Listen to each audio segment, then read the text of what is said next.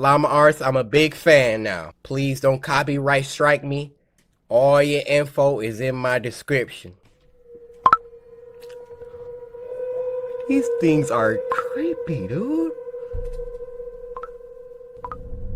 The atmosphere. This is a short but terrifying story of something that happened when I was Snapchatting Wait, a this is friend. the guy from the first I'm one. pretty young. I'm only 13, still in middle school.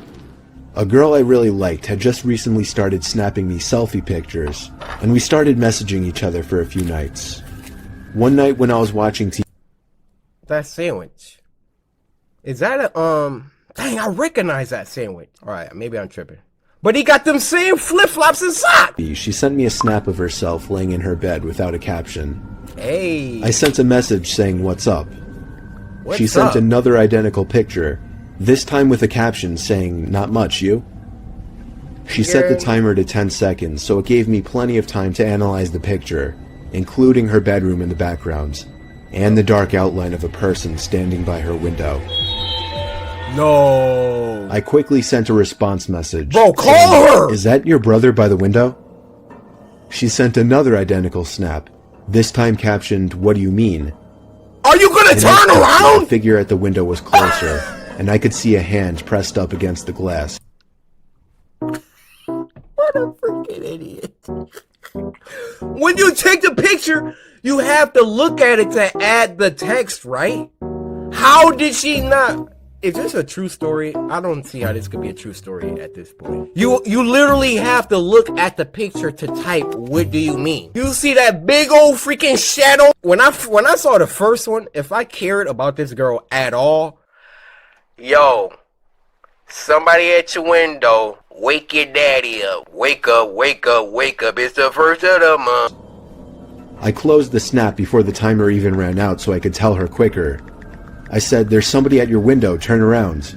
How did she not see that? She opened my snap almost immediately, and then I didn't hear from her again on the app. Oh, I grew more and more worried as the minutes passed. I texted her a few times to no avail. I tried calling her a few times to no avail as well. I didn't know her house phone number, otherwise I would have called her parents. It wasn't until midnight when I was already laying in bed that she finally texted me back. She explained the whole situation. As soon as she looked at her window and saw the person standing there, she screamed.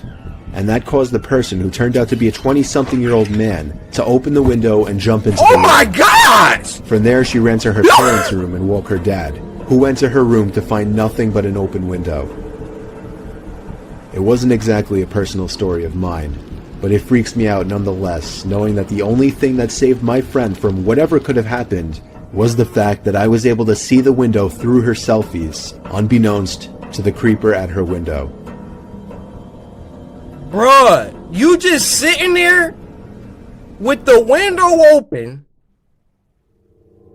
or window unlocked, no blinds drawn. You just my tank top, just doing my makeup. Hey, open your eyelids for being so freaking dumb, bro. I get paranoid when my blinds are open, even during the daytime. People, you don't know what people are doing, bro. Somebody could be, yeah, take that bra off, boy. I mean, hold up.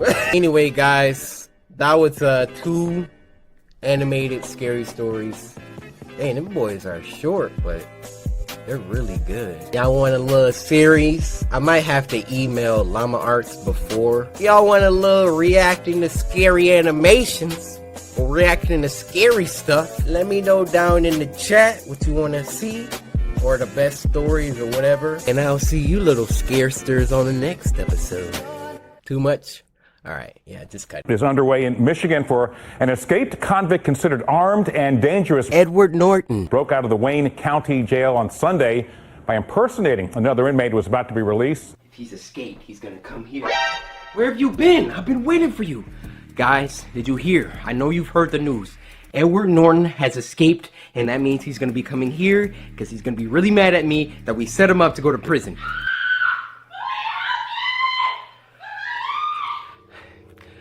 That's Karen. Let's go check on her. There she is. Hey, Karen, how's it going? Please, let me go home. Oh, go home, Karen. You know I can't let you do that.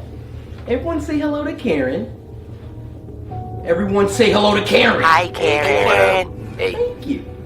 See, Karen and I met last week when I saw her walking outside. Please, stop, please. Stop, Karen. Shut your mouth. You know you're only going to make it through this if you follow instructions, right? Why are you doing that? Hey, Karen. You're only going to make it through this if you follow instructions, right? Right. Right. If you guys were to slice the life one right now, maybe Karen would live longer. But you know what? This isn't about Karen. It's Spooky Scary Sunday, guys. It's time to watch some scary videos that you guys have sent to me. So let's go to the computer.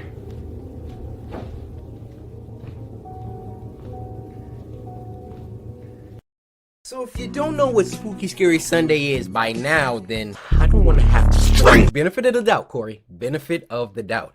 Maybe you just subscribed like 10 minutes ago. In which case, welcome to the Samurai. We are closing in on 4 million strong. Please take the time to tell one friend and get them to subscribe. By force if you have to. And we'll be one person closer in our quest for the diamond play button, aka 10 million subscribers. Back on topic, Spooky Scary Sunday is the show where every Sunday, we come together as a group, as a community, as a tribe, the Samurai. We all sit down, relax, grab some snacks, and watch some scary videos that have been sent to me from you guys via Twitter using the hashtag Spooky Scary Sunday. And y'all know the rules. If your video gets picked, you get a shout out. So grab you some Chips Ahoy, some Sour Patch Kids, and maybe a popsicle or something. And with that being said, first video.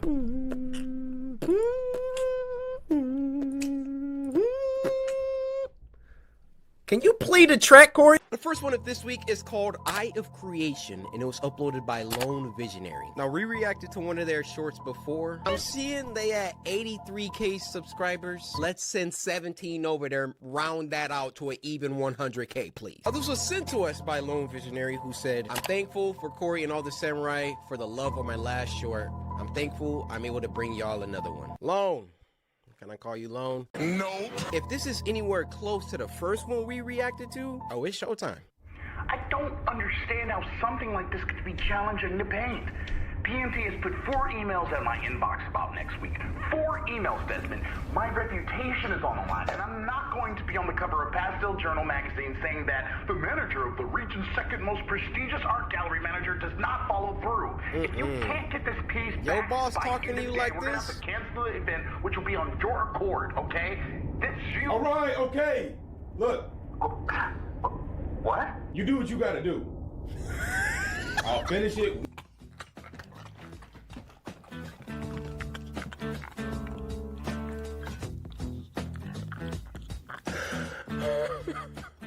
That reaction. Hey, listen, I know you got all that going on. You do what you gotta do, all right? I wish I said that to my boss when I worked in the cafeteria. I would have been like, listen, you got me on the schedule for 5 a.m. I don't wake up till noon. You do what you gotta do. All right, okay. Look, What? you do what you gotta do. I'll finish it. I just resonate, like, that line delivery was just perfect. All right, okay. Look, What? you do what you gotta do. I'll finish it when I finish it. Talk to him. I'd be talking to me crazy like that. Oh, you call him back? Yeah. Catch this voicemail work.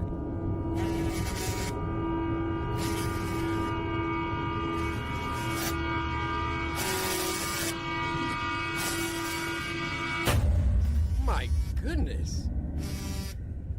You can't rush creativity, man. I know from experience. It just gotta come to you. Deadlines and all of that, it just makes you rush. It makes you put out stuff that you don't like, not proud of.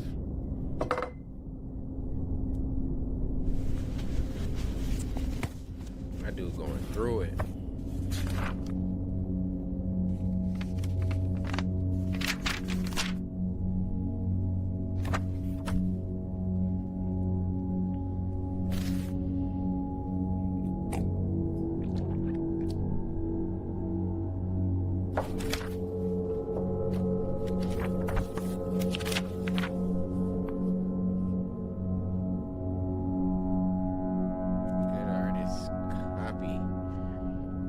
great artist steal what? I don't know if I can get behind that.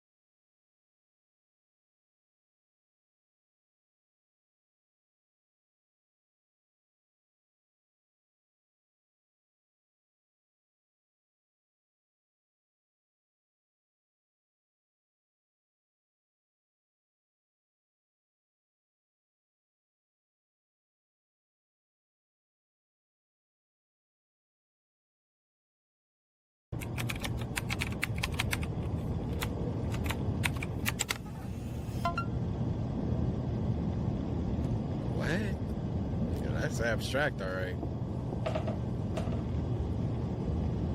Dang, artists can do this and then...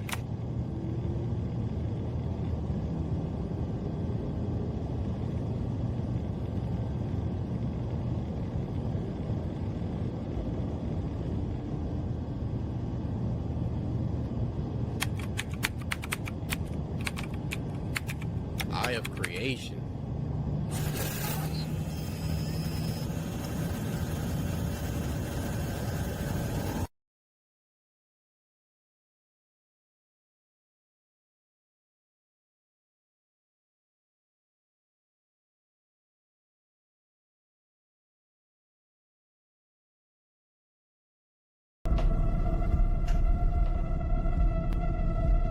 He like, why that look like my door?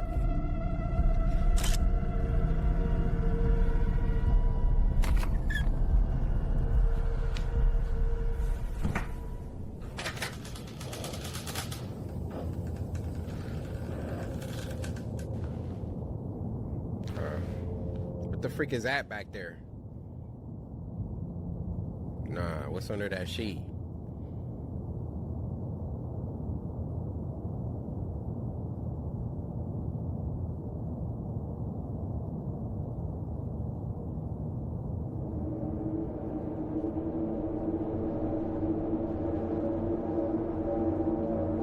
Oh no. Oh no.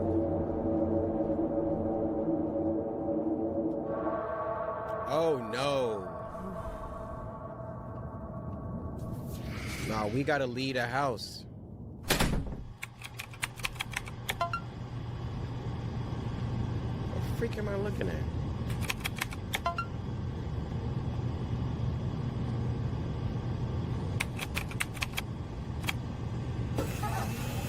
It's gonna be closer.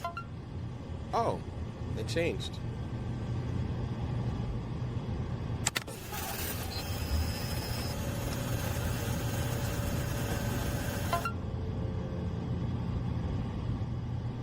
Bro. A second.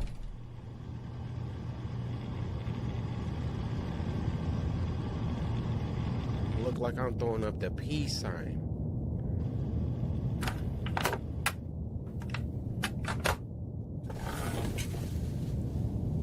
I mean, decent weapon. I'll use that stool.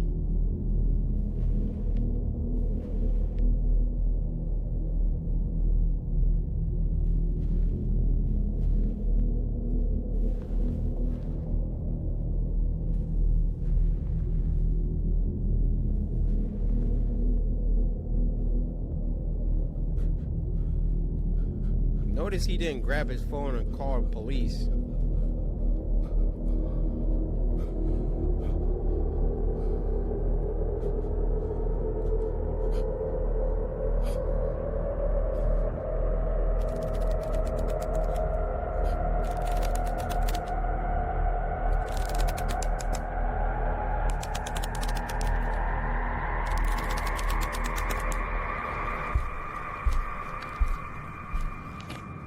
It's invisible? Oh, that sucks.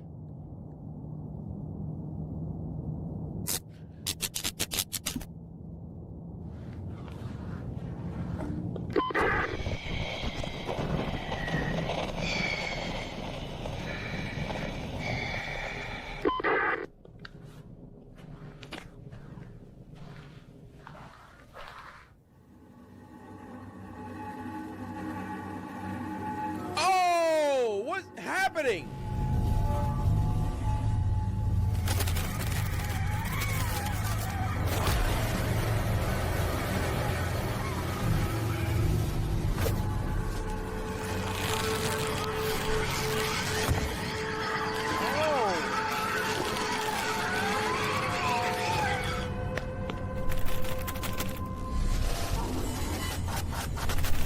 What?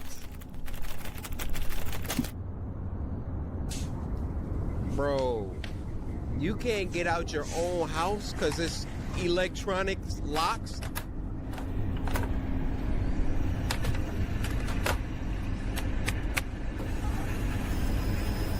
What you searching for?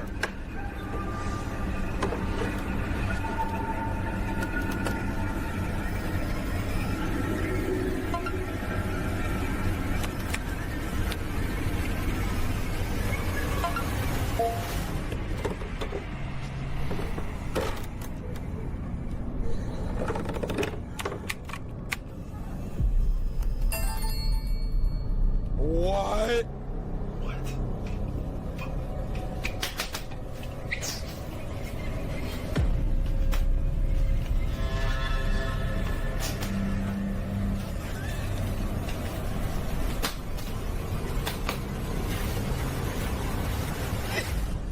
Yo, he's gotta punch in 16 numbers, bro.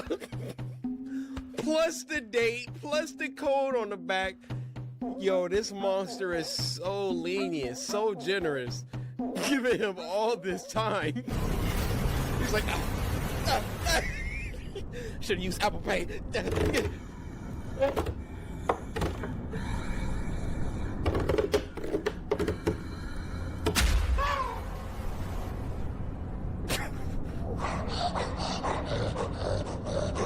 It turned into a dog?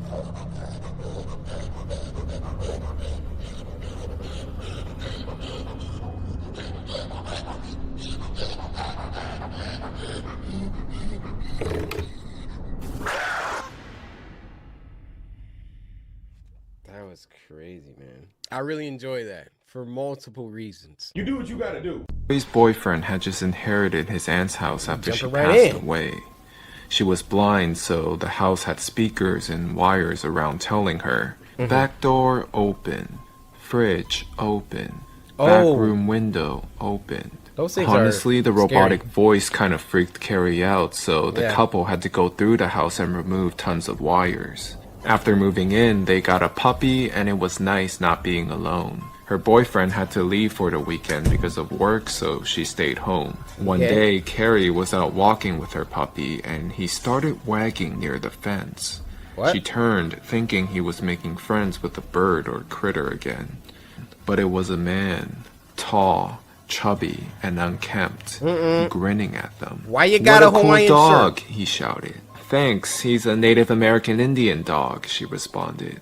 "Oh, I have a rare breed too, see?" He then proceeded to point at a small Shih Tzu dog. "I see. Cool, you have a good one." Cory started feeling uneasy. My gosh. "Why don't I come over and let our dogs meet? Maybe we can do play dates. Nah. You're new in town, right? 'Cause the old lady there died?" "Oh, I have a bad feeling about this. Now, before we find out the intentions of Cory's suspicious neighbor, we have a new sponsor. You're new in town, right? 'Cause the old lady there died?" Upset that he mentioned her boyfriend's aunt, and she was scared he wanted to come over. "I'm sorry, but I'm not looking to make friends right now. We Have good. a good one." Yep. "Oh, come on. Anytime's a good time to make new friends." Hey, and no! he proceeded to start bolting around the corner towards Whoa! the direction. Whoa! Cory panicked. She grabbed her puppy from the ground and rushed to the house, locking all the doors. All exterior doors. Yo! Yo, just getting a mental image of that popping off. Bro, walking inside. Yo, this is creepy as freak, man. You walking inside your house, right? You get home from school. I'm about to watch me some CoryxKenshin. Give me a Pop-Tart real quick. Then your neighbor come from around the corner. Howdy, neighbor. Hello? What? I said, howdy, neighbor. You new in the neighborhood? Oh, hey. Yeah, just moved in and everything. Hey, why are you standing behind that tree? Oh, this is just my favorite tree, that's all. Little old me don't mean you no harm. Do you want to meet? What do you mean, do you want to meet? Nothing crazy. I could just come on over. I'm actually about to get ready to head inside, so it was nice talking to you. Hey!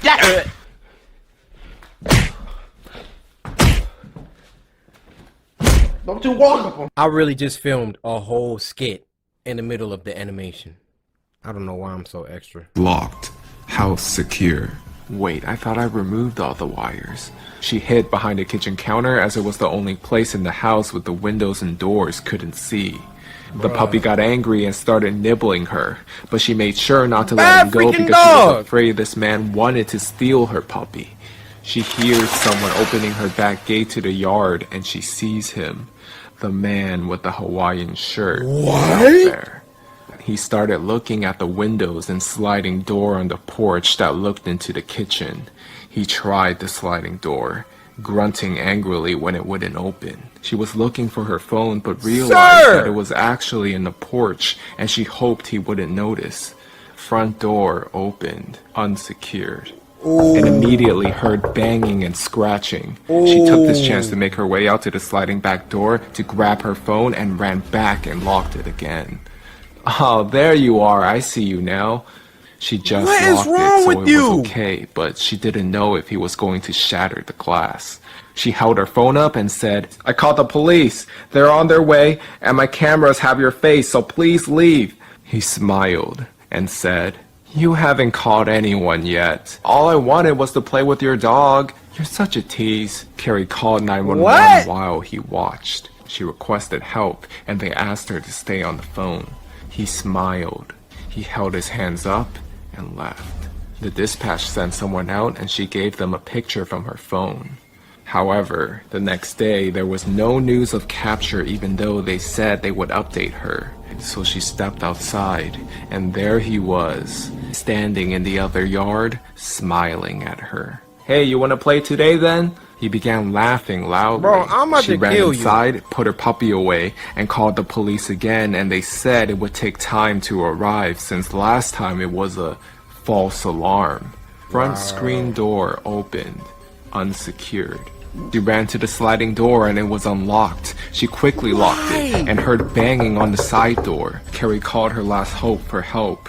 Her boyfriend's mother who lived a couple blocks down. The woman was a black belt and a boxer. She called her crying and the mother rushed over and all she heard from her kitchen was the scream, If you don't leave, I'll be forced to take you down. She looked out the curtain and saw her and the man outside. He was holding something shiny in his back pocket.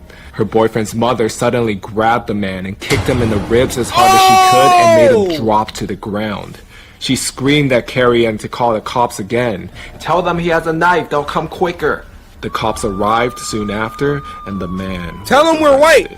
Carrie asked him what he was doing. Was he planning to hurt my puppy? The officer told her, You're naive if you thought this man wanted your puppy. He was after you, miss. He's a white criminal. Apparently, he was a suspect they couldn't find until now. Her boyfriend's mom stayed with Carrie over the night to make sure she was okay. A few days later, her boyfriend came back home, and he was updated on everything that happened. He proceeded to put up cameras and more security. He even put the speakers back into the house as well, as that voice was actually able to help protect Carrie that horrifying weekend. Okay, the first story is Babysitter's Worst Clown Nightmare. Now, this story was actually recommended by the creator herself. Snarled. I'm a big fan. We talked on Twitter, remember? Momo, you ready for this?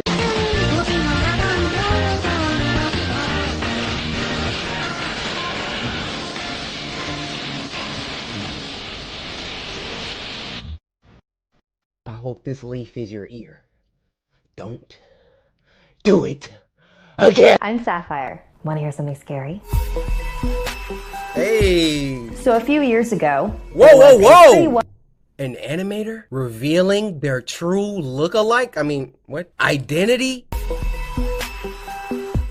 So a few years ago, there was a pretty well-off family that lived in a really big house in Newport Beach, California.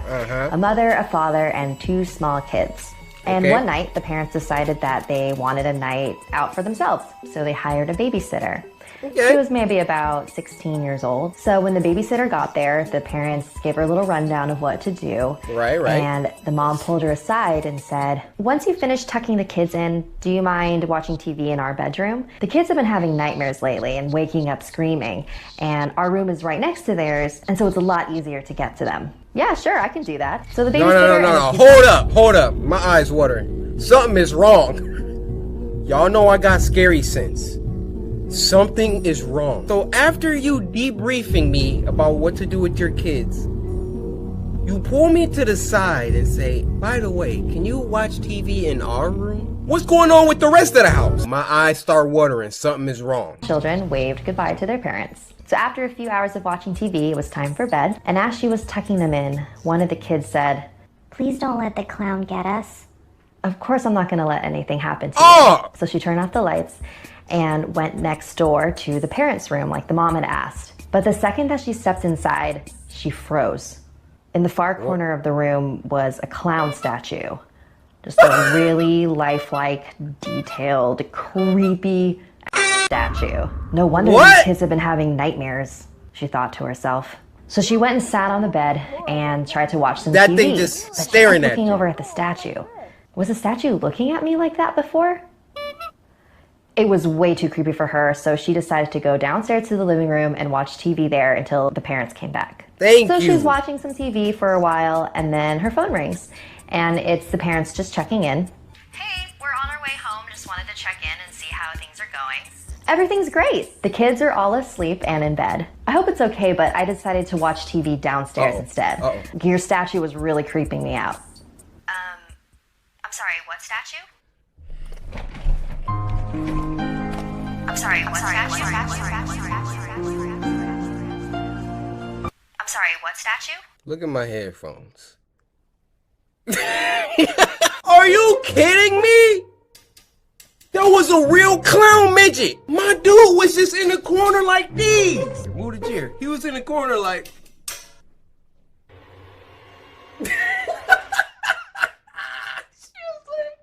Oh, that's a creepy statue. Meanwhile, this man is breathing over there. Watching you walk around the room. The clown statue in your room, it's really creepy, so I decided to leave the room. Get the kids now. Wait, what? Get the kids and get out of the house now. We don't have a statue. Just then, she heard screams. She dropped the phone and ran up the stairs. The bedroom seemed so much farther than it did before. She opened the door, but she was too late. Oh my! So apparently there was a little person serial killer that would dress up as clowns and break into people's houses and murder people. I really hope that never actually happened. This really is an urban legend, but... Oh, this ain't llama arts on this channel. People be getting bodied at the end of the story. Sapphire, why'd you send this to me? Now I'm about to be... Y'all heard the story. This goes to all my parent samurai out there. If your kids is telling you it's a clown running around in a little clown suit, they might be telling the truth. Isn't even on YouTube. This is called Paper Body, and it was uploaded on Newgrounds by the author Bored Kid. Now this was sent to us by Monet Gray, who said, this video is terrifying and I'm gonna have nightmares now. Well, I'm sorry about your impending nightmares, but we got you covered here. Monet, your mouth please.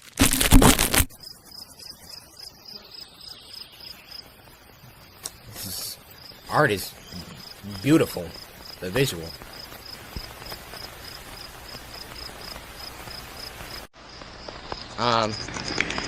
What? Oh, hold on, the video just got big. Let me stop that. Hold on, give me a second, guys. I gotta expand. What do you mean by that? All right, my bad, we're back.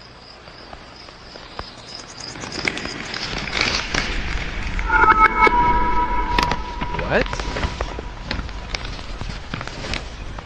Okay. This is so cool.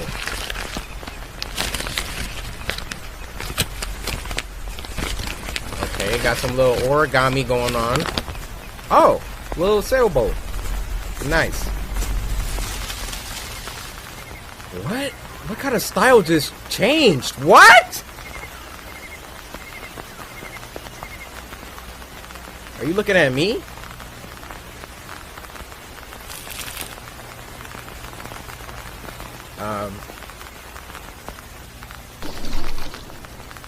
This is crazy. That was just the intro?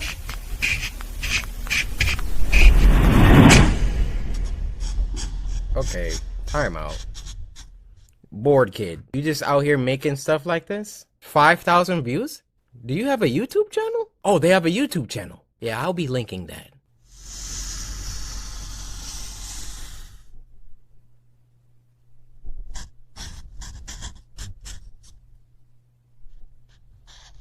Oh, is she dreaming?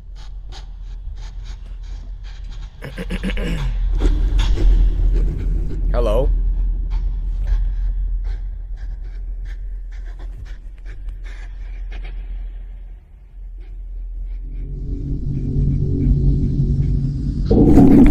What?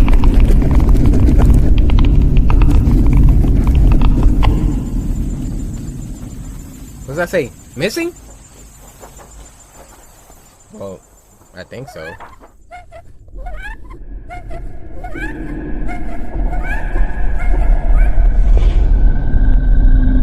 Hey guys.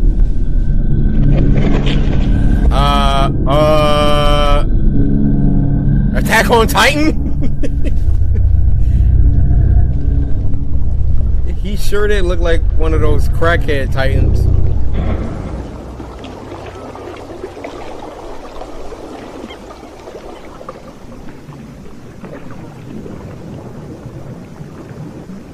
Alright, she's having some sort of like... She probably has some Taco Bell for dinner. Having all these lucid dreams. Hello? I'm gonna censor those. I don't know what you are. No disrespect. I just...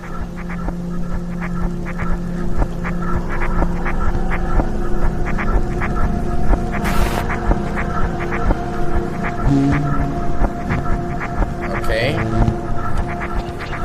Go there.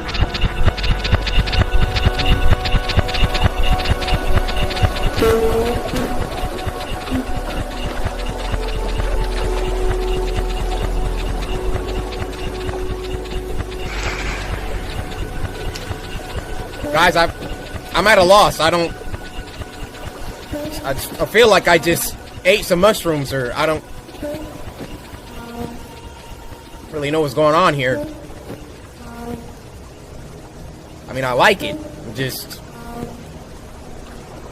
unnerved. It's the best way to put this.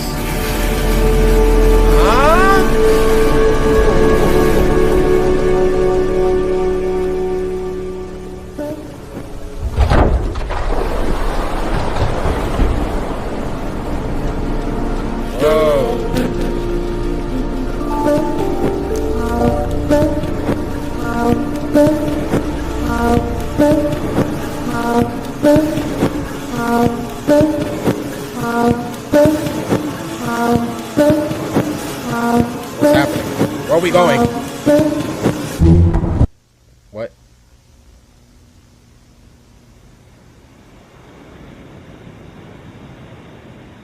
What was that? What was that? You're not about to... No, you're not about to escape by that.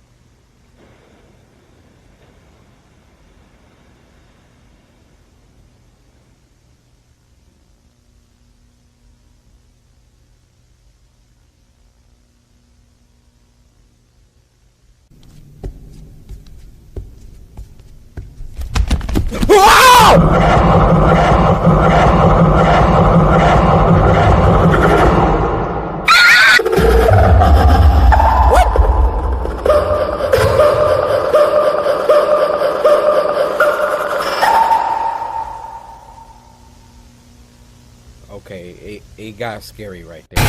What the fuck?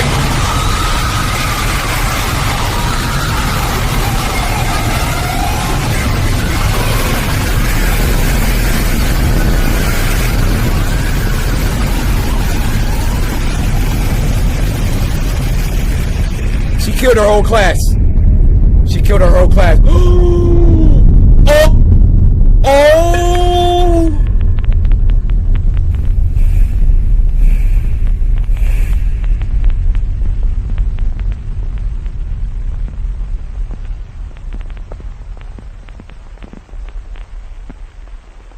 She's like, it was just a cut. It wasn't just a cut. It wasn't just a cut.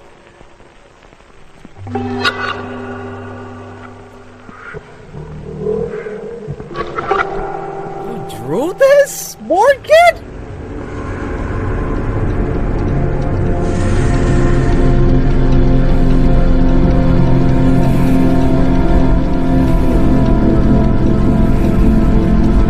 Did she forgive her? Oh, psych! You thought you were forgiven.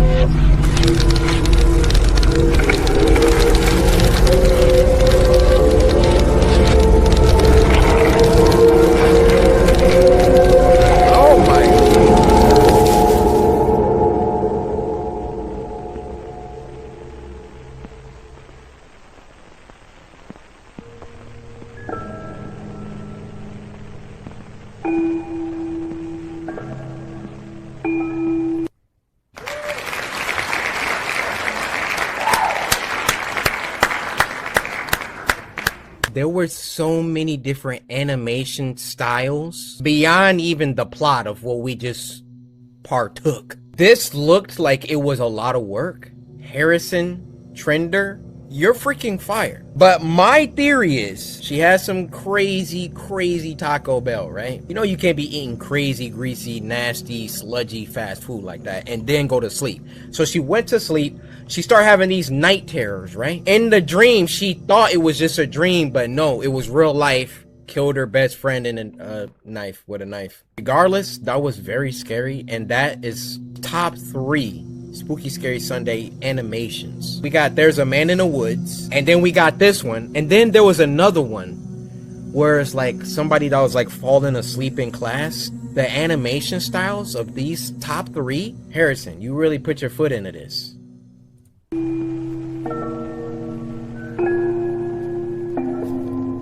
This was freaking wild.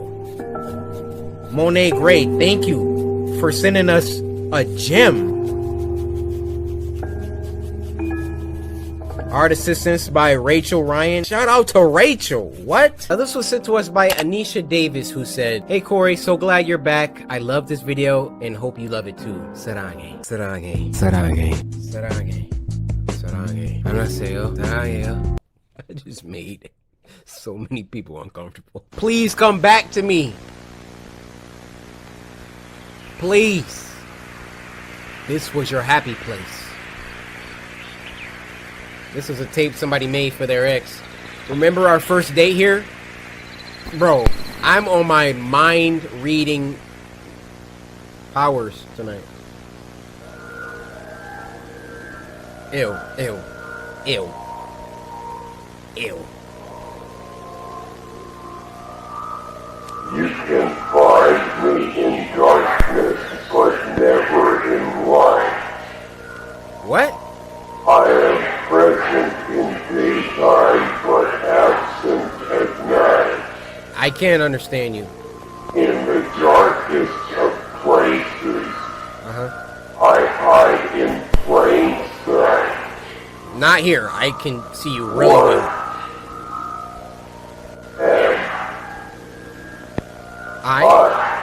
Oh, it's a riddle. Oh. Ew. This is so gross on my freaking monitor full screen. Oh, you sad of what I just said? Do you see you? Martin. Martin, what's going on with you? Martin, can't you see? You are hurting our children. Oh, this is obviously. They loved you. Martin's, they were proud of you, baby mama. What Arthur told you was true. We only wanted to protect the children. Haven't you seen enough? I've played these tapes over and over.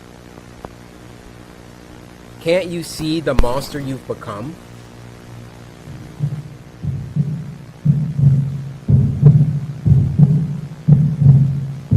Wait, Martin, what are you doing? No, Martin, please! Stop it! Please stop!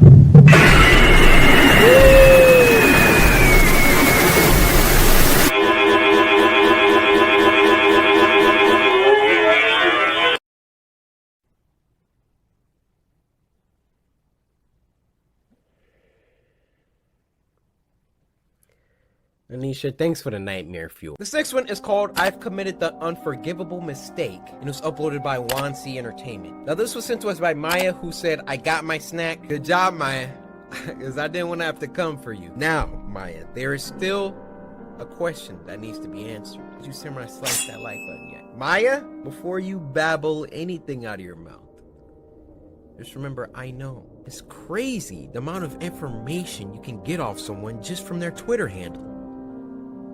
So why don't you make sure you go ahead and do that, Maya? Thank you. I've committed the unforgivable. I'm someone who goes on the deep and dark web constantly.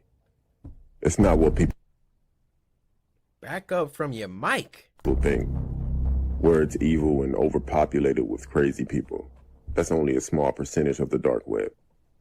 Okay. Years ago, my girlfriend broke up with me, and I put her personal information on a forum. And soon after that,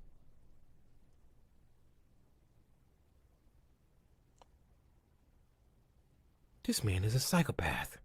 His girlfriend broke up with him, so he put her information on the deep web?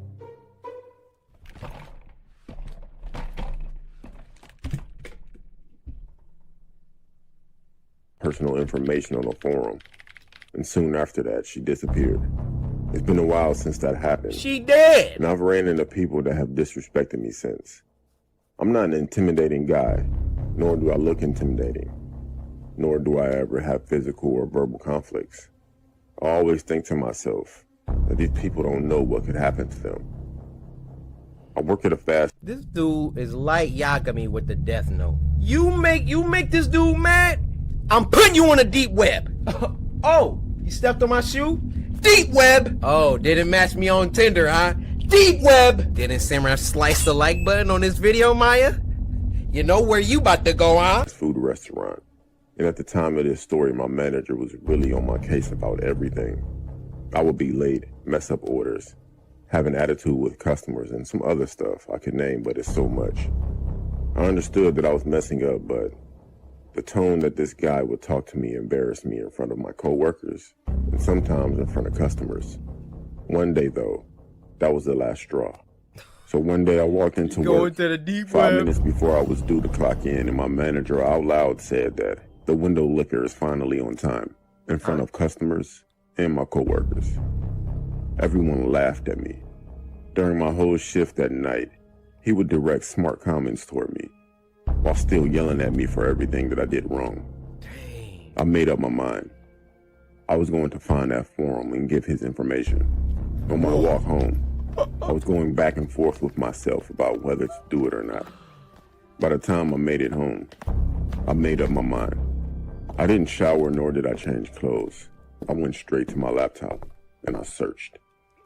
I possibly clicked maybe 100 links, because on the dark web, there are links that will take you down any rabbit hole. A link named Pork Chop piqued my interest. When I clicked it, I was directed to make him an into about pork page. chops. It only said 6 words. We find it, we chop it. And another link that said, here's an example of what we do. I clicked it, of course. As soon as I clicked on it, the picture went to the point of view from an old school camera, with the date and time in the corner of the screen. The person behind the camera approached the man and followed him. A few minutes go by. and the man noticed what was happening. He turned around and approached the camera while yelling and screaming at the person for following him. Then all of a sudden, you see 5 huge guys dressed in black wearing a pig mask run from behind the man and drag him into the dark. The person holding the camera turns the camera to his or her face and leaves it there for about 5 to 10 minutes. That person also wore a pig mask, but all you could hear was the man screaming and sounds that I don't want to describe in the background. The camera was then turned back around and the sight that I saw was disturbing. It was something that no one would ever want to see. Some people say that they wouldn't wish it on their worst enemy, but I did. Yeah. After the video was over, there were links. One said pork and the other said chop. I clicked on the pork and it prompted me to put in a code. I didn't have one, so I backed out. So I clicked on chop. There was information that needed to be filled out, like name, height, description, and place. I filled out all the info for my manager. And the place, it was my job. I submitted the form. At the end of the screen, it said, "See you soon." 4 days later, while at work, my manager approached me and decided to apologize for the way he treated me and offered to give me more hours and said that he will work with me more often because he sees potential in me. Sorry, pal. I already put the head out. I'm sorry. Hours later, it was close to the end of the night. My manager helped me with the trash and took it out for me. As I were putting chairs on top of the table getting ready to mop, I looked outside and saw my manager looking over at something, but he looked worried. I moved to get a better look and I saw what he was looking at. He was surrounded by 6 people in a pig mask with weapons in their hands. I ran outside as they swarmed him, except for one person. He had a camera. I forgot all about these guys, and then I put his information on the website. I ran outside as they approached him. He looked at me for help, but I ran back inside and called the police. It took them 10 minutes to get there. When I looked back outside, what I saw was the most disgusting thing I've ever seen. I wish I can get the image out of my head. Between the time of me initially seeing them, calling the cops, and running back outside, these guys were gone. But my manager was still there. I went to his funeral the next week. The next day I received an anonymous email that had the whole video. They were watching him this whole time he was on shift. I don't know how they got my email. I never provided any of my information. Till this day, I still feel sick because my manager was starting to be nice to me that day. I can't go back on the dark web.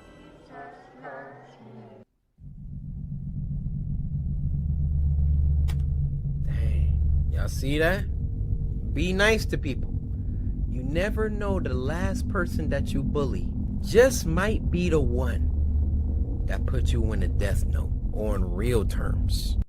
The deep. This next one is called Out of Order POV, and it was uploaded by True Horror Stories POV, which means yes sir, we gotta get those lights off.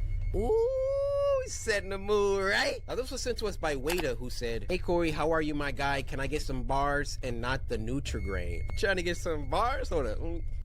Get that right.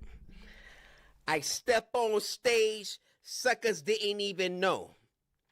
Listen to my bars, you de-age, and that's the way that it go. De-age mentally means you going back. I messed that up, but we going back in time like my name is Hugh Jack. Man. What movie did he make going back in time? I don't know. Don't matter. My rhymes is too sublime. Zoom in on the mic when I speak. Girl looking like she got stank feet. I said, girl, why your feet black? She said, sir, I have no shoes. I said, well, your feet look whack.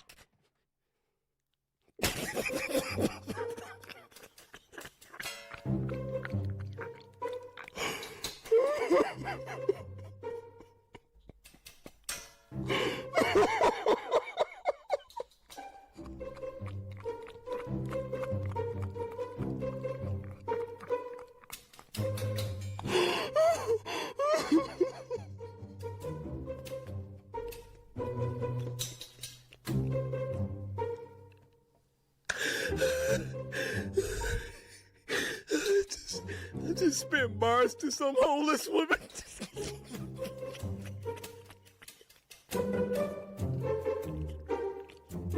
This is a woman. It's just a woman. Just a woman outside. Just walk up to her, just start freaking. It should be illegal. How easy I can make myself laugh. Gitu juga. Kau seorang ya? Seorang Ji. Aku punya biasa dia tu. Macam tak tahu pula. Bergayut. Malah kan tunggu. Kau lagi mana ni? Kau cuci kat mana? Ni awak dia dah rosak. Alamak. Air penuh? Kau nak cuci, kau pakai aku. Baik. Ini kalau kat rumah kan senang. That floor look nasty as freak, bro. Dah. Cukup. Ni macam aku buat kat dalam je lah. Boleh membuang sekali. Bersih lah. Sialah. This is where we're doing laundry? Next to the toilet? I don't know about that one. Ini pun boleh patah. Bodoh betul lah.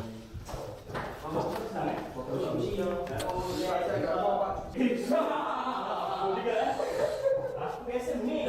Iya biasa lah. Ada ni je buat apa. Kalau kat rumah kan senang kan. He already touched it. You gotta wash your hands. Oh no. I'm grossed out.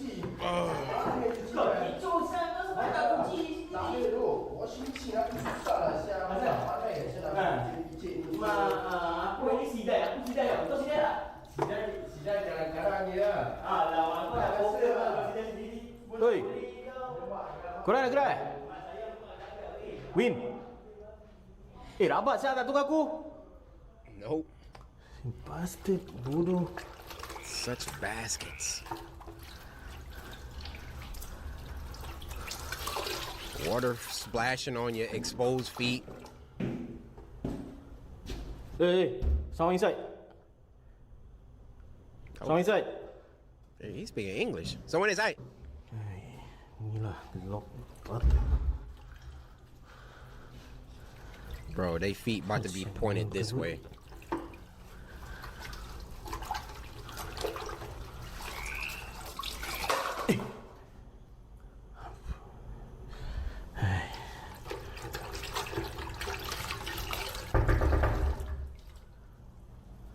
I said, someone inside. Oi. What you want?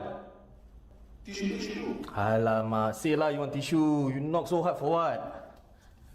Bro, they got like it's like half English. I remember my Chinese roommates, they would do that too, where they be talking amongst each other. Obviously, I don't know Chinese. But they sprinkle in, a little English. And I'm like, oh, y'all talking about that? Not gonna hold you though. That just reignited this memory I had. I used to play basketball daily up at IM East, which is a rec center in the East neighborhood of MSU. And I played against a lot of Chinese people. Back in my heyday, I was nice with it. Had the little crossover, take it to the rack. Tell me why my friends, my Chinese friends, told me the other Chinese people was saying some racist stuff. Ever since then, people speaking foreign languages around me, you're calling me a racist term. All right, I'm just projecting some of my insecurities from past traumas. I'm just gonna... You knock so hard for what?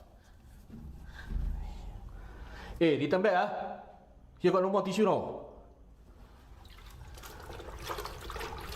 Bro, my dude slid his hand under there like he was at a drive-thru.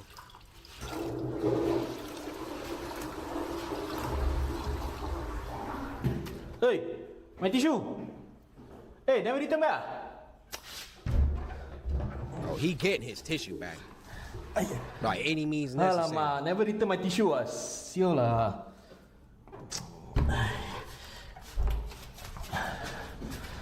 Alright. The sink is open now. Can we stop doing our laundry by the toilet?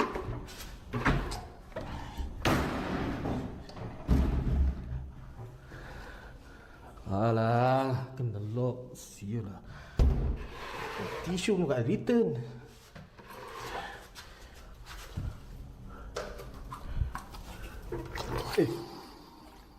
What you want? Soup. Alamak. Hey, Mas Ethan, you guys cannot talk, man. Talk lah, say one soup. Yo, this guy is very generous. After I didn't get my tissue back, they ruined it for the rest. Aye. What now? Brush. Wait. Bro. Hey, Mas Ethan back, I still want to use no. Just now, one guy take the tissue roll, never return. Oi. After finish, return no.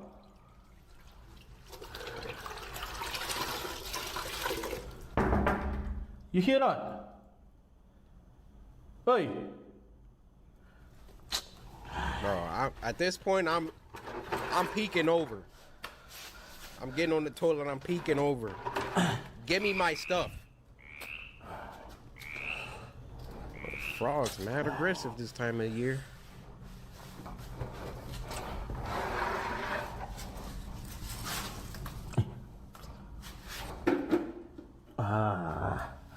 Bro, you there not?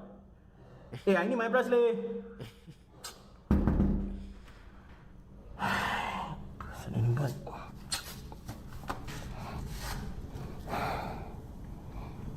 Oh. I wanna be...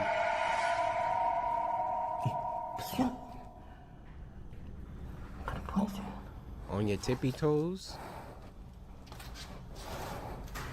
Oh my goodness! Woo! Oi, pakai luar ni. Jangan main lah siap.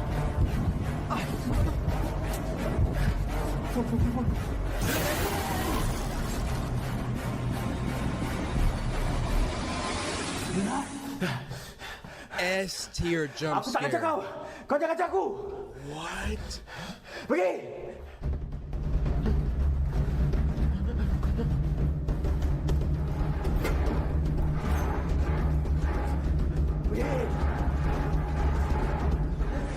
Oi, kau San.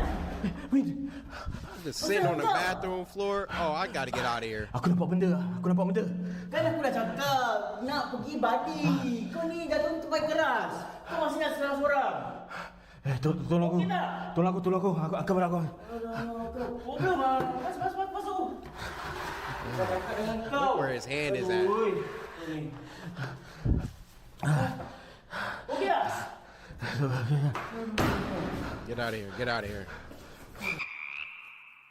That was fire. Dang, that turnaround was lethal. And this is why I say true horror stories POV built differently. This week, I was about to give you an 8, but I'm gonna give you a 9. I'll give you a 9. On top of me being in a great mood because we just hit 15 million. Clap it up.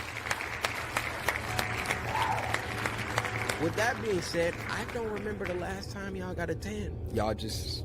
What, y'all don't care about Spooky Scary Sunday no more? Yeah. I need the best of the best. We need peak horror. I will see you next week. Hopefully. With a 10 rating. Spooky Scary Sunday. The fat man was my least favorite customer. He's dressed like Peter Griffin. You could smell him come in before you saw him. Nearly 7 feet tall and at least 400 pounds. The guy had a distinct smell. Something like cinnamon and burning hair. I didn't dislike the man because of his appearance or odor, though. No. I hated whenever the customer, Brad, came in because he ate his pizza like he was going to war. Brad would settle his bulk into a corner table, then order our largest deep dish pizza to start. That was his appetizer. He liked to work his way through our hot and ready menu. If a particular item caught his attention that day, he ordered double. His mid-meal break was a triple order of crazy bread, an order of wings, and all of this was washed down with liters of Diet Pepsi. All right. The way Y'all be taking me off. Y'all got all this food and have the audacity to be like, I'm gonna save a little calories with the beverage. if you don't get a regular... Brad ate, terrified children, and ran off other customers. He hit the pizza harder than the Allies when they stormed Normandy Beach. Oh my Globs goodness. of sauce and chunks of crust went flying in every direction when Brad chewed. It was like someone set off a hand grenade inside of a lasagna. His shirt, cheeks, and table were splattered each session before he was halfway done. Anyone sitting within a dozen feet of Brad was in danger of being struck by debris.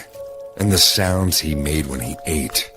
I still have nightmares about the slurping, chomping, gurgling, moaning sounds. Oh, wait, what are we talking about? Suffice to say, no one ever wanted to wait on Brad. And then they couldn't, like, exert some type of policy, like, sir, you can eat inside, but please, watch the debris. He visited our Little Caesars. So, as the manager, that duty usually fell onto me. Right. We tolerated Brad scaring away our other customers because there really wasn't a legal reason to ban him.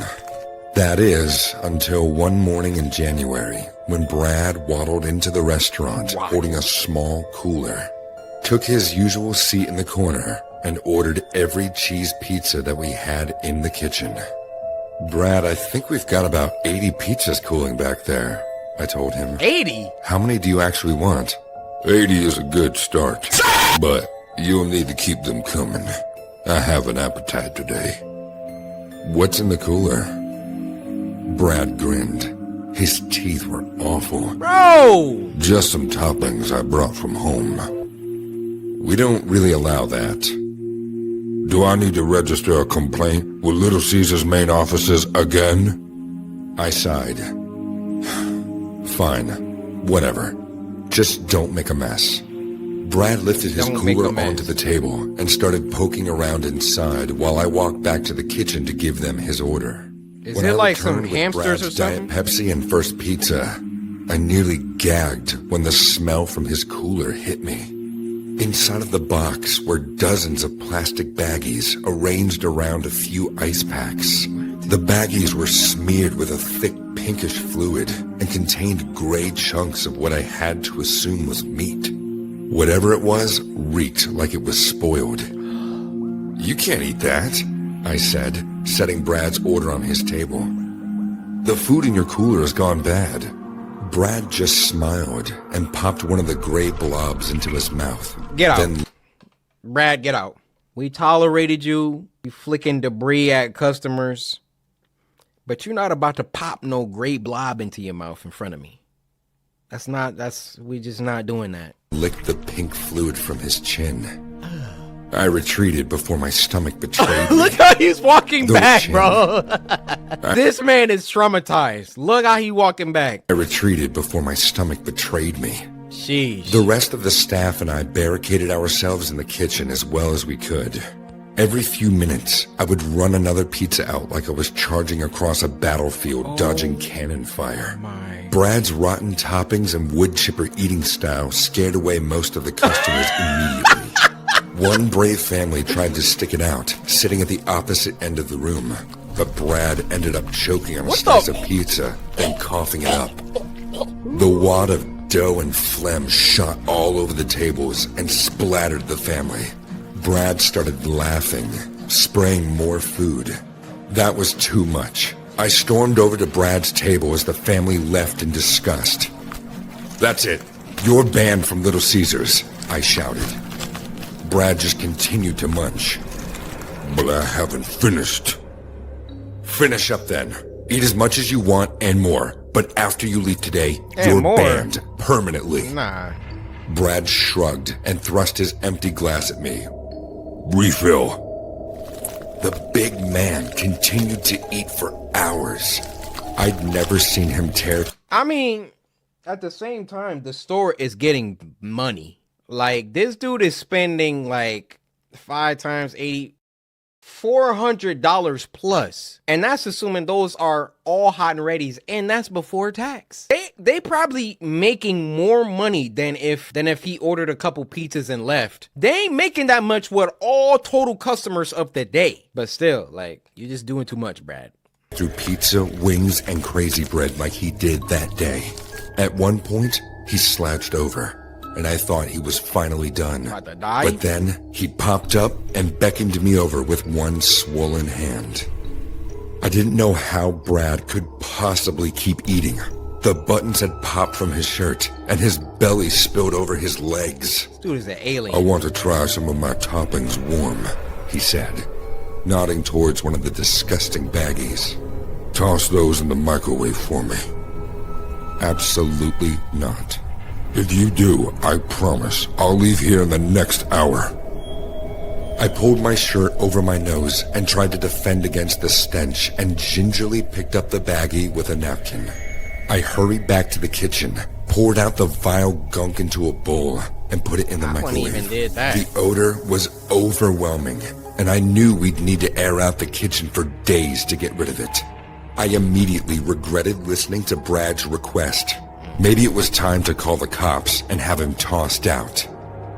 More! I heard him yell from the dining room. Stack them high. And I need a refill.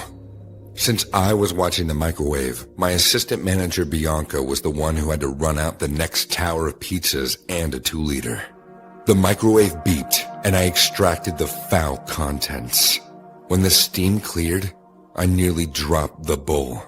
Not because it was hot, but because outside of the little baggies, I could finally get a clear look at the toppings Brad had brought from home. Most were unrecognizable lumps of Is that an ear? brown, but one object was unmistakably, undeniably the bottom half of a human ear. I placed the bowl on the counter, my face cold with shock. Before I could decide how to react, there was a shriek from the dining room. Okay, so that's I it. made it to the kitchen door just as Bianca came running inside, clutching her arm. At first, I thought she'd gotten pizza sauce all over her hand. There was so much red.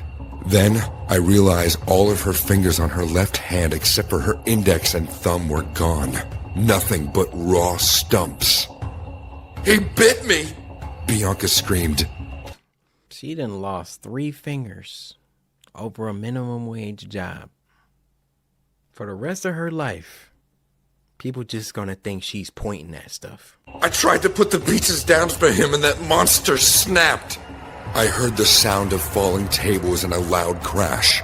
Not one part of me wanted to go look, but I was the manager. The staff at Little Caesars not about were to counting risk on my me. life. Wrap Bianca's hand in a towel and keep pressure on it, I instructed one of the cooks. You, call 911, I said to another. We need an ambulance and the police. I took a breath and walked out into the dining room to find Brad on the floor. He'd fallen from his chair and knocked the contents of his table everywhere. He had half of a pizza in his mouth, his jaws trembling as he chewed, and he was crawling towards another pile of slices. What did you do? I whispered. What is wrong with you? Brad spit out the pizza long enough to laugh. She wouldn't have gotten so close to my food. You don't mess with a man's food. My food. Dropping it off. Where are my toppings? What are they? Friends and family. I've been saving them up for a while. For something special. Brad army crawled on his elbows, dragging his descended gut along the tiles. He made it to a nearby pile of pizza and began devouring it. His whole body looked swollen as a blood-drunk tick. The police are on their way, Brad. He nodded and started eating faster. I couldn't believe what I was seeing. The man shoveled food into his jaw, swallowing without chewing. I couldn't help but stare. Once all the pizza was gone, Brad laid on his belly, licking his fingers. More, he demanded. No. More. For someone that big, Brad crawled fast. He came at me, pulling his bulk along with his bloody fingernails. I ran, tipping over a table and crashing to the floor. There was a tug at my foot. Brad had a hand wrapped around my ankle. He dragged me towards him, and I reacted on reflex, kicking out. My shoe connected a crack, and Brad jerked away. His nose bent at an unnatural angle. That's what you I did. said more, he growled, leaning on a table to stand up. But the table couldn't take his weight. The stand cracked when he was halfway standing, and Brad slammed into the floor, gut first. There was a horrible ripping sound, and I saw Brad's eyes go blank. He tried to rise again, but something was wrong. When he got to his hands and knees, it became clear that his body had finally burst from the pressure and the force of the fall. His stomach had a tear right around the belly button. Purple intestines and undigested pizza all spilled out into a wet pile. What are we watching? So hungry, Brad whispered before collapsing. They had to bring in a professional disaster cleanup crew to dispose of the body and mop up the mess. We had to close the restaurant for 48 hours. To this day, Brad's last meal remains the second or third worst shift I've ever had managing at Little Caesars. This dude said second or third worst. I was crazy. And I know what we just watched, but I'm definitely about to get a hot and ready after this. The first tweet of tonight comes from a Mr. Bridge, and he sends a story called The Sad Man by Jake Lava.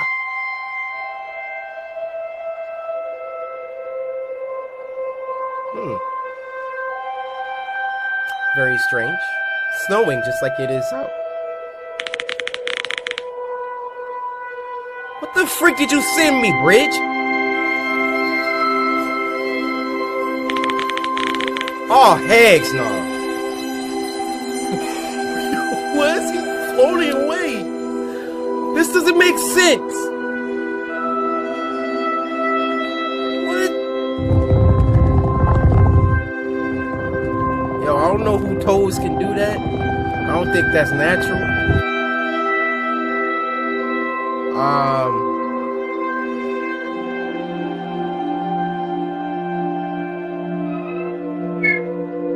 Look, I would feel more sad if his face wasn't the opposite of that. But I guess he's alone. Ew? Is that what he sees in the mirror? Oh, he's wearing a mask. What are you doing? Oh my gosh! Oh my... What the freak are we watching? Oh!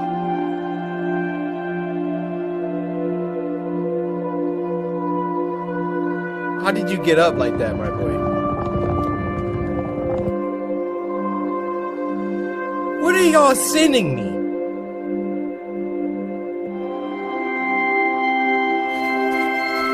Hey, you're not alone anymore. There you go.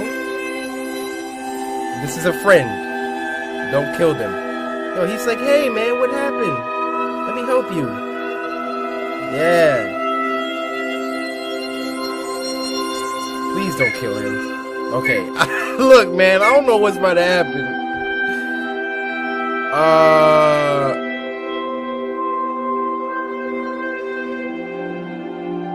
Is that a dead cat?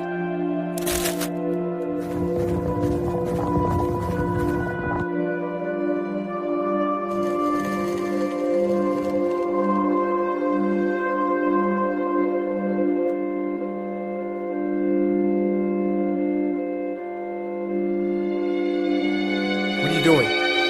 What are you doing? What the freak is that? Oh my gosh!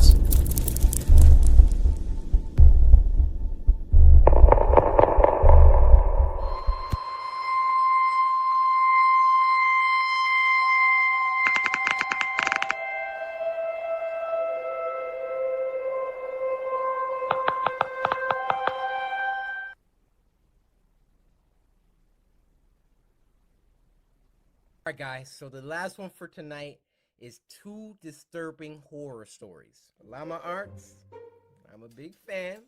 We went over this, but I gotta say it every time. I'm a big fan. Please don't copyright me. Appreciate you. Okay, right into it. Over the weekend, about 15 coworkers and myself had our company. Is this the same guy? His voice didn't drop 8 octaves. But y'all know I can also make my voice deep as freak. And when I get up on a mic like this, you know. Trip to the Stanley Hotel in Estes Park, known for being Stephen King's inspiration for The Shining. We took an 8 p.m. ghost tour where we joined about 15 other people to get guided around the property and told stories about its history and creepy things that are said to have happened. We were told to take a lot of pictures, I'm sure to try and capture orbs or ghosts. Many green orbs were caught in pictures, but I don't think anything is as creepy as this photo taken by my coworker. A little girl in a hot pink dress who was definitely not on our tour. Who is apparently, years ago, a young girl who was 12 to 13 by the name of Lucy was squatting in the basement of the concert hall, which is where this photo was taken, and she was discovered upon plans to begin some construction. She was forced to leave, and the night got below freezing. Dang. So she froze to death. Everyone on my tour has vouched that this girl was not on our tour. I mean, who wouldn't remember someone wearing hot pink? The man pictured as our tour guide, no one would have been in front of him. I am convinced that this is the ghost of Lucy. Just one more added note, though I doubt anyone would believe me. But there was only one time throughout the tour where I felt any strange energy or feeling. And it was right there, headed down to the basement of the concert hall. Oh. Oh, that's it. Oh, narrated by Corpse Husband. You got a nice voice, brother. This happened a few weeks ago when I was walking home from school, excited that my freshman year was coming to an end. It was a Tuesday night when I was turning in my last essay for history. I left it to the last minute and the teacher actually made me complete it before I could go home. I hated my teacher for that. Around 8 p.m., I had finished that essay and was walking home. The rain had stopped and there was a beautiful sunset. Suddenly, I noticed something. There was a red 2016 Toyota Camry right behind me. I got goosebumps thinking it was following me. I didn't look back and started walking in my apartment's direction. Yeah, I wanted to go to a run. busy road to feel safer. Just then, the car sped up, stopping right next to me. Oh, a heck middle-aged no. man asked me where I was headed and suggested to drop me off. I said no thanks, but the man wouldn't leave and insisted. I wanted to tell the man to just fuck off, but I took off running instead. There you go. I heard a loud noise and at the same time felt something I can only describe as a sharp vibration hitting my flesh. Got tased. I fell to the ground not knowing what happened. Out of adrenaline, I was about to get up and run again as I felt a heavy arm grab me by the mouth. No. Then the pain set in. I realized that I was shot. Dang! There was another man next to him that searched my pockets. Oh, this he guy's grabbed my a phone creep. and threw it on the ground as he He's tied my legs Snapchat. and taped my mouth. They quickly put me into the trunk of their car and then started driving. Oh my I god. could feel that we were going very fast, and I'm sure that we hadn't stopped at all for a good 30 minutes. I was feeling my blood soaking into my shirt, which scared me the most. I was certain that I was going to die. I was thinking about my parents and what they would feel when they heard that I was missing. Then the car came to a stop. By some miracle, I heard a police officer asking for IDs and driver's licenses. Let's go! I wanted to yell for help, but nothing came out. Just then, lick I that- heard 3 to 4 gunshots. I heard an Oh my god! Stay out there busting! Yo, first of all, if your tape is... Calm down. If your mouth is... I'm just trying to give y'all escape tactics, alright? You gotta get that tongue out, girl. And you gotta lick all the tape, man. If you do that, poof! Please don't take this out of context. You gotta lick all around. Poof! That tape is gone. Help! Help! Yo, hold up. but nothing came out. Just then, I heard 3 to 4 gunshots. I heard another cop yelling, "Man down! Man down! Shots fired!" I was begging the cop to find me. Then I heard the cop searching the car. I was feeling joy as my pain was growing worse. Seconds felt like hours. The officer then opened the car's trunk and suddenly started firing at me out of a fight or flight response. Thankfully, the bullets missed. The officer quickly caught up to the fact that I was kidnapped and injured.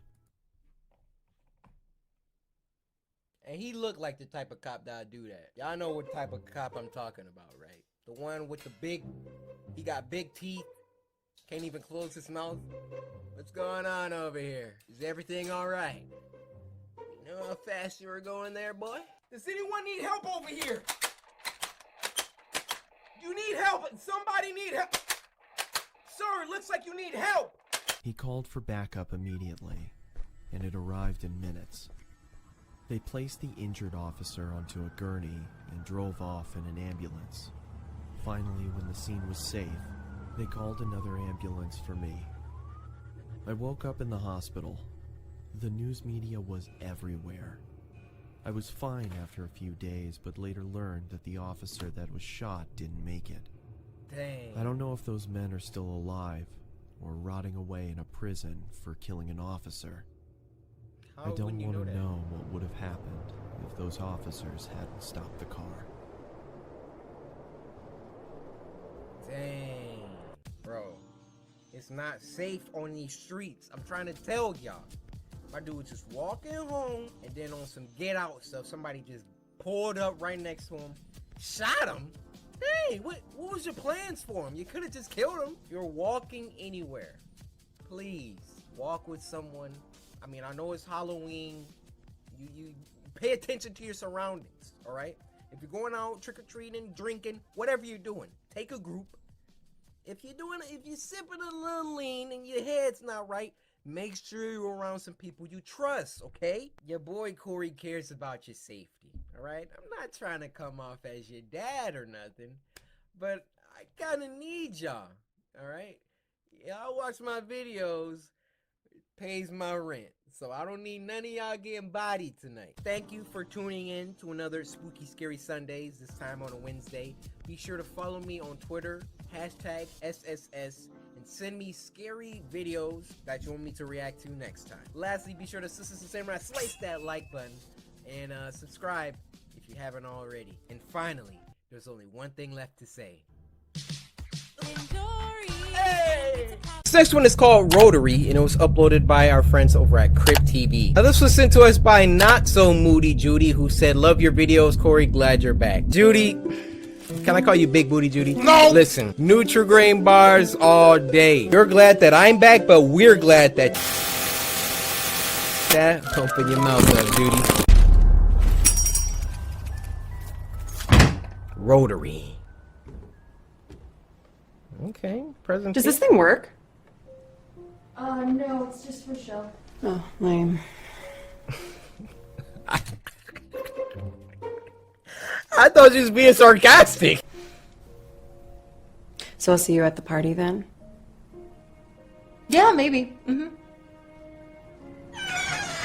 Okay. Oh, goodness gracious. Please answer. Don't let it ring again. Wait. Hello? Hello? Oh, get out. Get out. Sharon? This isn't funny. What?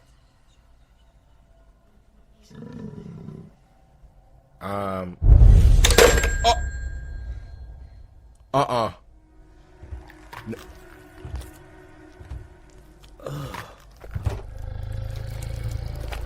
You hear chewing?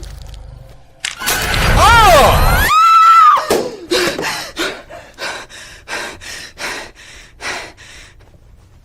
Huh?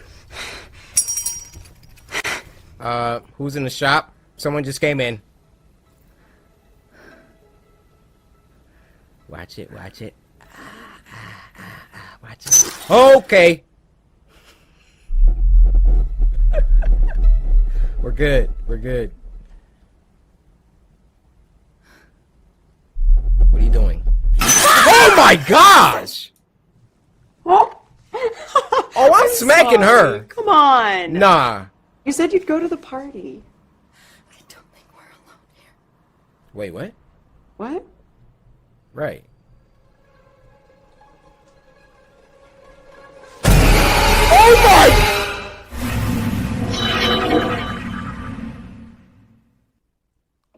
Okay, Crib TV. Okay. Crib TV. This is a little bite-sized video. It's called Send This to Your Friends and See Who Gets Scared by Lights Are Off. This was sent to us by Maria Boleyn, who said, love your videos and love you. This channel makes scary, creepy animation shorts. Let me know if you get spooked. Well, you're about to see that for yourself, huh? Happy Spooky Scary Sunday or whatever weekday you post. Again, much love. So you had to throw in that, or whatever weekday. Had to throw in that little shot to the Shogun, you know? A little passive-aggressive little nudge, huh? But you think that's funny? Y'all think y'all so clever down there. Spooky Scary Someday. You might as well just call it in. You might as well somebody slice that like button. How about that, huh? Yeah, matter of fact, why don't y'all run that up? Let me get 300 Ks down there. I don't want it. I don't want it. I don't want it! Why you gonna keep opening the door? Ah! Oh! It's on the side! Oh! Oh my gosh. Are you?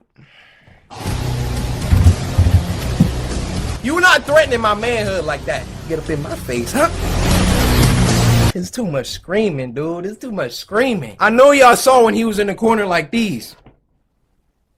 This video is called Crooked Rot, and it was uploaded by David Firth, creator of Salad Fingers, who I think we reacted to once before. This was sent to us by Olivia, who said just binge watch Spooky Scary Sunday and Samurai slice that like button, of course. Olivia, you don't understand. You're in my high favor right now. If you by chance offer me a Nutri-Grain bar, I accept it. Well, Olivia, see, that's the funny thing is, I was just about to hand it to you. So you know the routine. We're only gonna do this once, all right? See, Olivia, you were doing so well. Open your...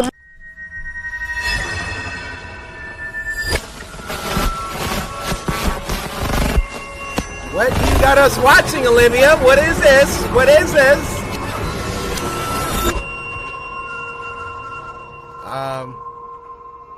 Oh, that was just a little studio intro. That wasn't...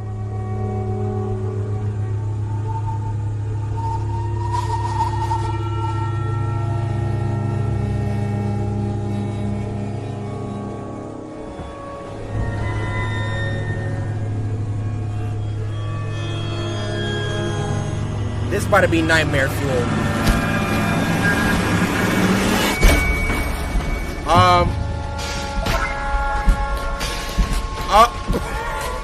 What?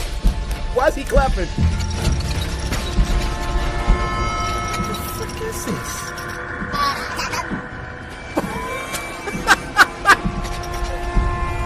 What?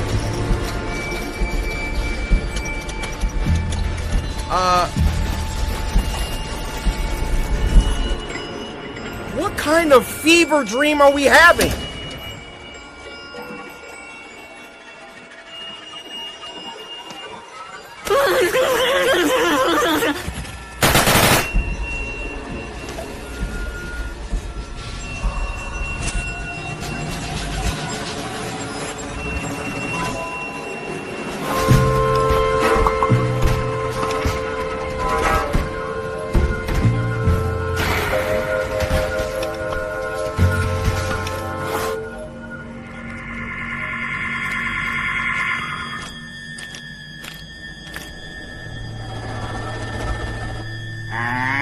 I hope y'all Bibles are nearby, because I got a feeling we letting some type of demon through the screen. Why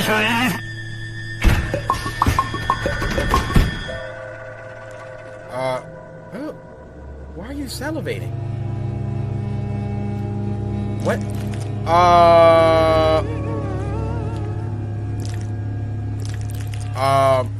Oh, Look, you hear the macaroni sounds?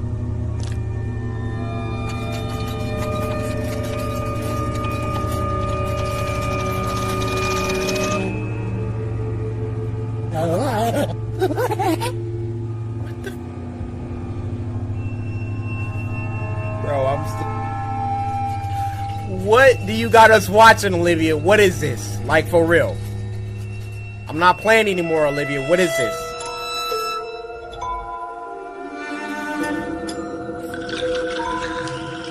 She letting her brain out? Oh my gosh! Oh my, what the freak?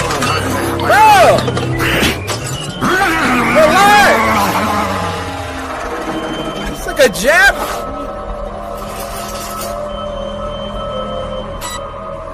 No, thanks. Nope, change the channel.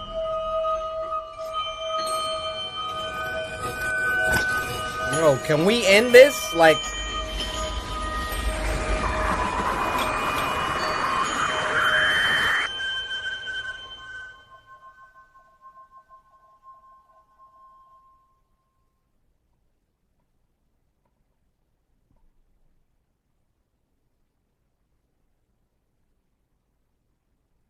It's called Landon Dies, and it's uploaded by Crypt TV. What's up, Crypt? Haven't seen you in a while. Welcome back to the show. Now, this was sent to us by Jarge over on Twitter, who said, I really enjoy watching Spooky Scary Sunday. I think I have found a masterpiece. You can decide at the end if it deserves a neutral green bar. Well, Jarge, I mean, just for sending this in, I got you covered.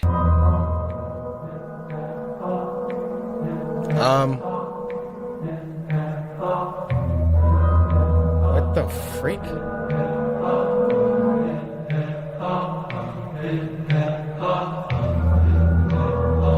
Crypt TV, they always, production is like insane.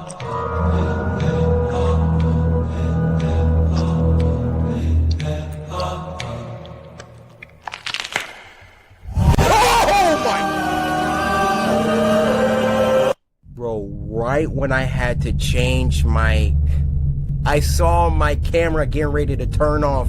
Soon as I pressed the button, I look. Whose head is flying towards me?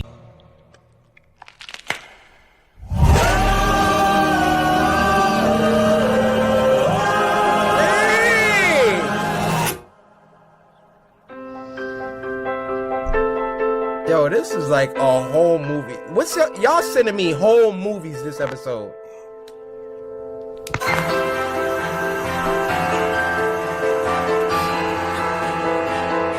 This music.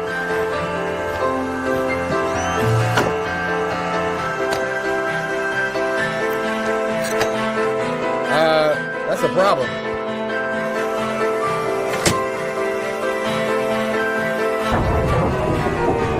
Whoa!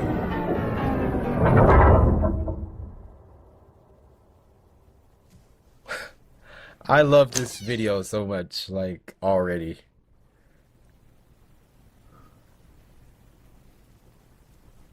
Ooh, watch your corners. He doesn't play COD.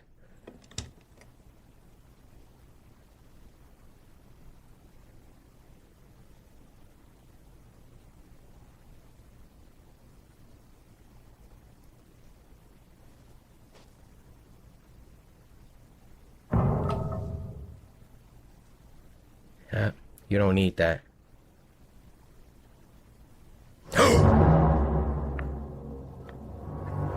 What? Is that an ear?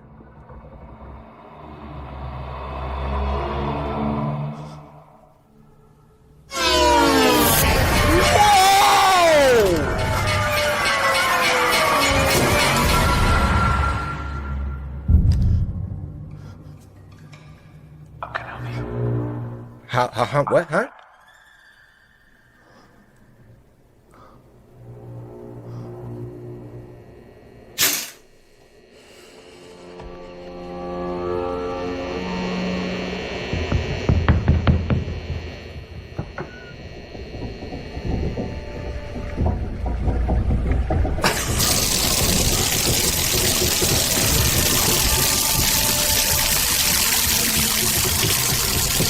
Now it works?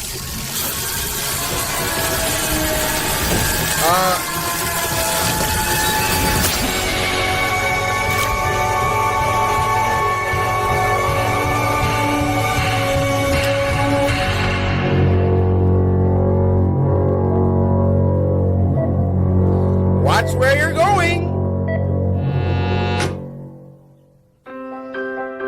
What?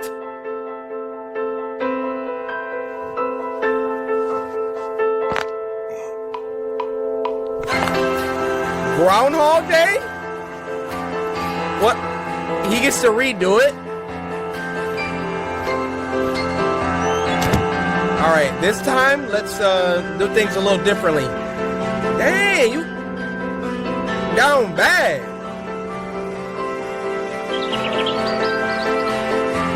What was that? I saw it in the back. I saw it in the back.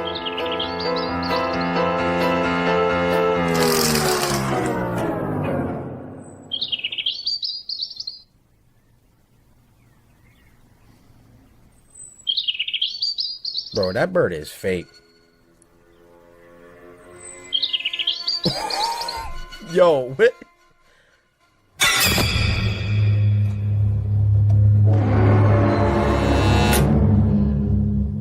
He is getting iced in the worst ways.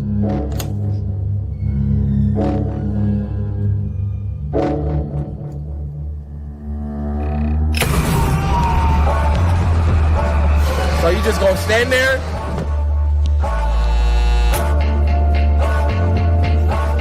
What the heck? Ow. Oh boy. Ow. What? Oh!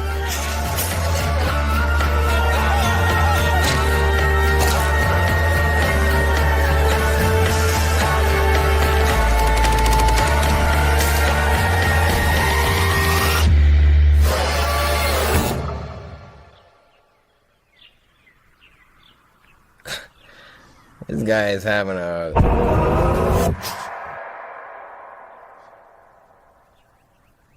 rough go of it.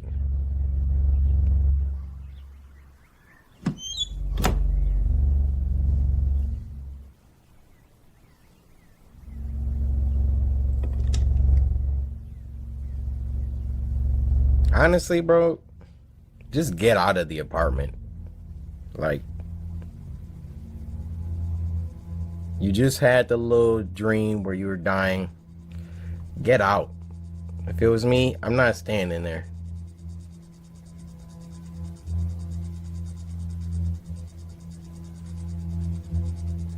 Everything is fine. Nah.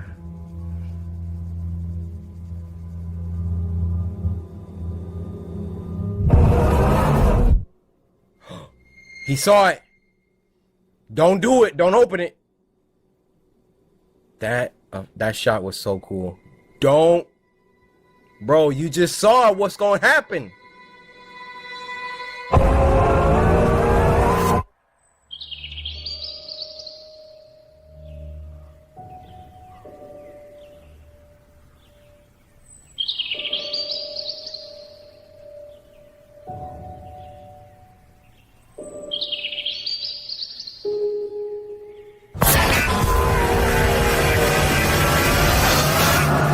Yes, sir. Yes, sir. This is so freaking fire. Oh my goodness. You crazy? George, I love that you sent this to me. You're definitely getting another Nutri-Grain bar. No. Oh boy. It's the ear.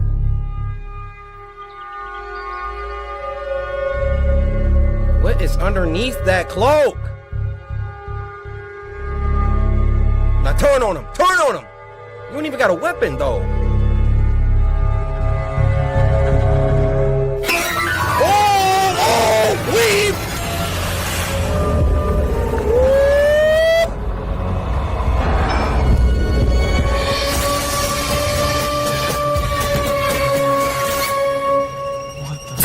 Oh boy. Oh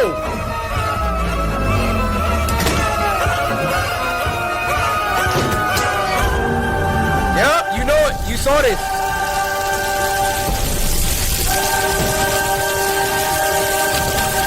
Watch it. Yep. That was a brutal one. No mistakes.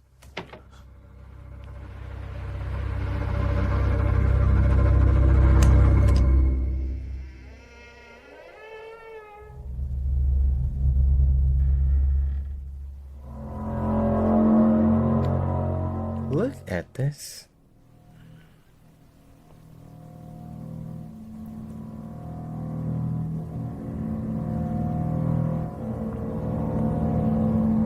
Put the moons on it. What? Got a whole plunger.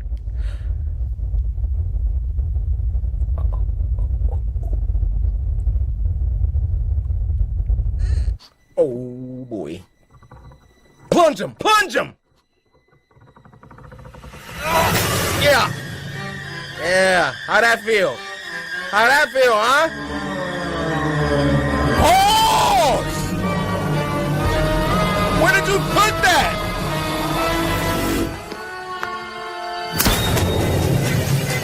Oh, he got out of that?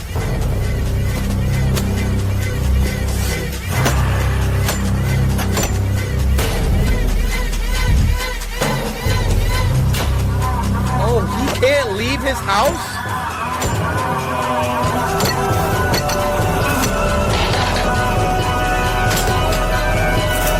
Come on! What was that?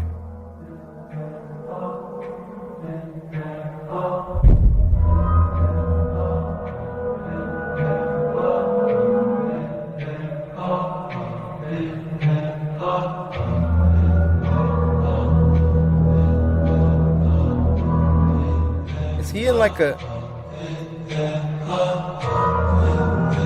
Huh?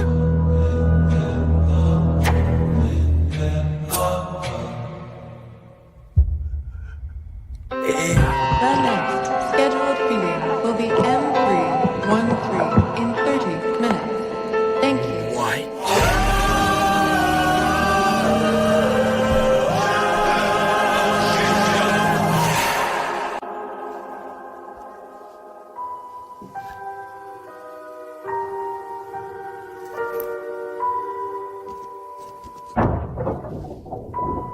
I'm still in here.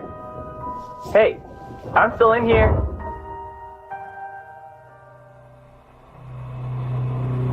Oh, shoot.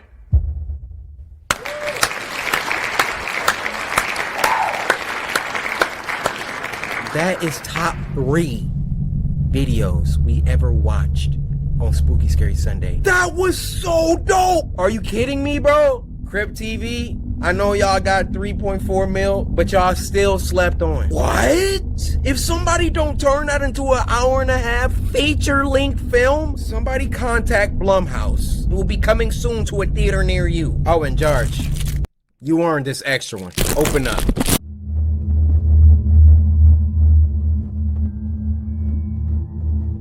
Horror clay animation.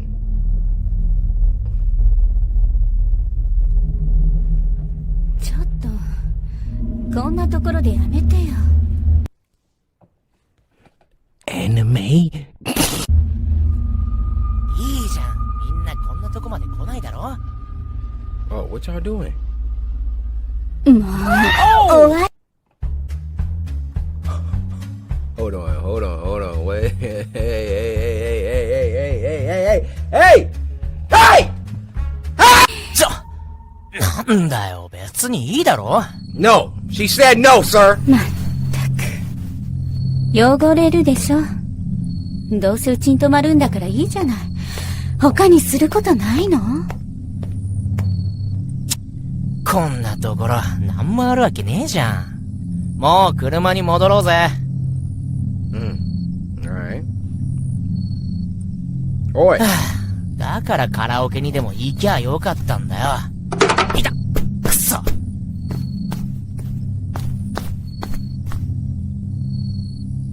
行かねえの? Hello? 先に行ってるぞ。バカ。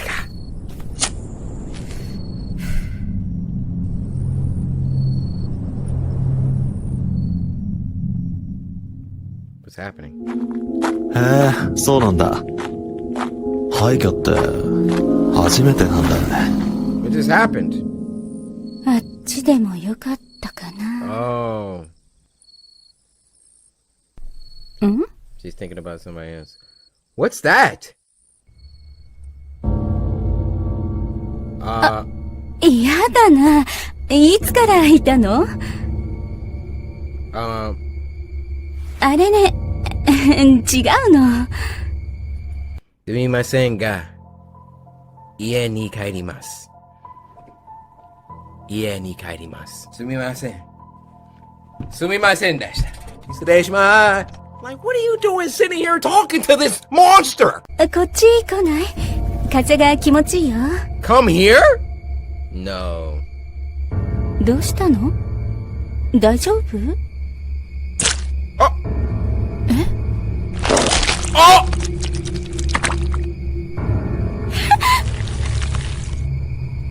うわ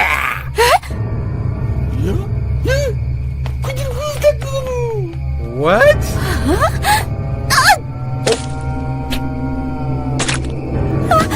Wait, what?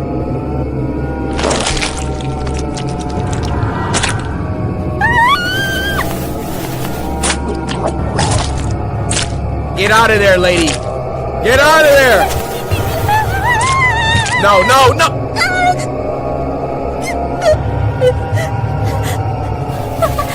Fart it out. Fart it out.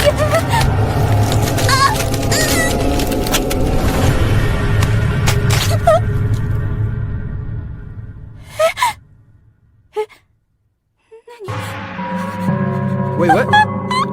She's facing the other way.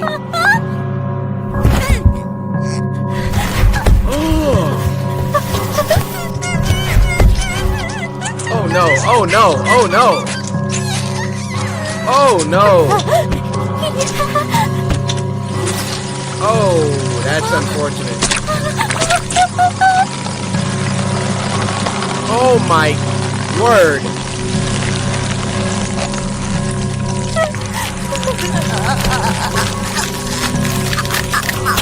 Ow. Ow.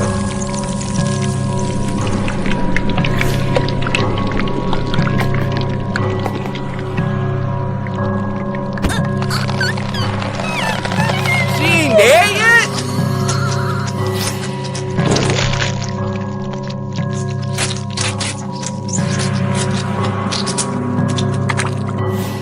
Oh my goodness.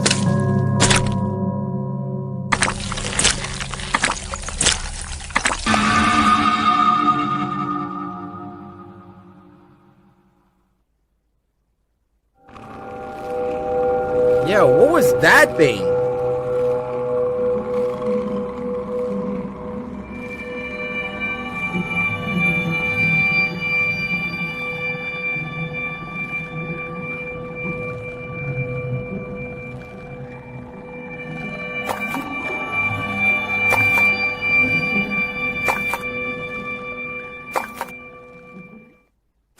Nario Maru Darkside.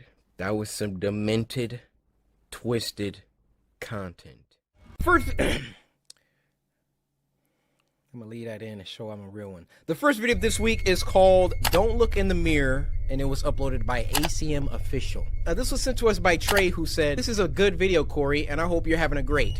You are the legend YouTuber." I'm sure that was just a misinput, as Charlie would say, and that you meant to say having a great day. Now, Trey, I would be having a fantastic day if all of y'all remember to samurai slice that like button. I'm gonna just put that out there. Let's get into it.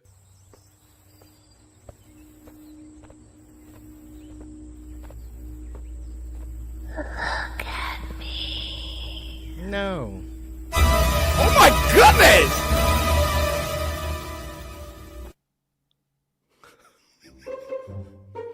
She saw that free sign. She said, that free sign hit different. Oh my. Yo. Relax with a capital R.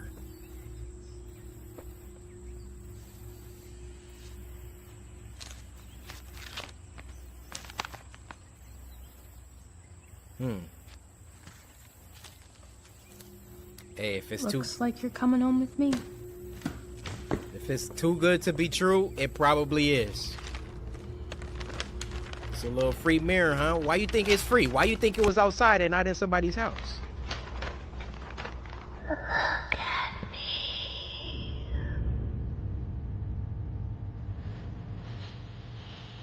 me. So beautiful. Bro, her eyes are huge.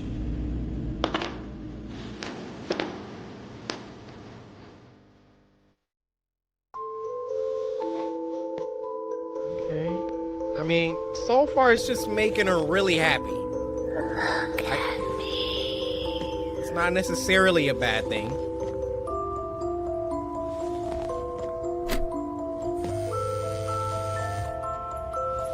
She been doing that all day. Now we got a problem. 2 days. It's been 2 days. Yeah. Right now, first of all, this motion right here. Oh, I miss having long hair, y'all. See, in my anime hair phase, most of y'all suckers call it an emo hair phase. It wasn't no emo hair phase. It was anime hair. And back in my anime hair phase, I'm just acting like my hair is long, right? You doing this for an hour, your arm not gonna be able to do that no more. Her arm would have been shaking. The muscles would have been so fatigued from doing this for an hour. We talking 3 days? 72 hours? So either the mirror is bestowing some superhuman abilities into her body. I'ma just press play.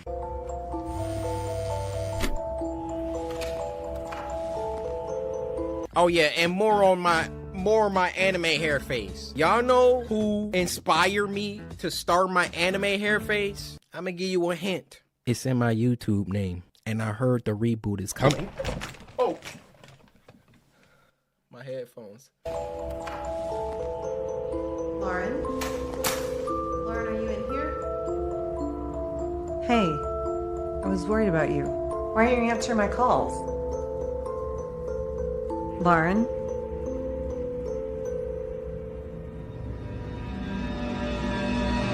Lauren. Hey, I'm talking to you. Lauren.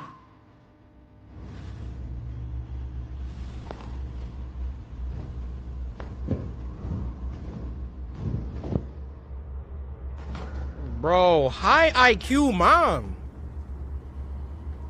Usually they're dumb in these videos. What are you doing here? I've been calling and texting you and you haven't responded. What's going on? Are you okay? Yeah, I'm fine. Bro, Then why have you been ignoring me? I haven't. I don't know what you're talking about. Look at me. They about to get the mom too? Oh! So beautiful.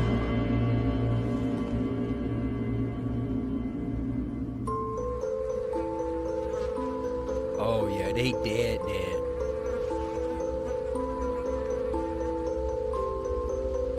It would have been pee and doo-doo all over. Hey. Oh!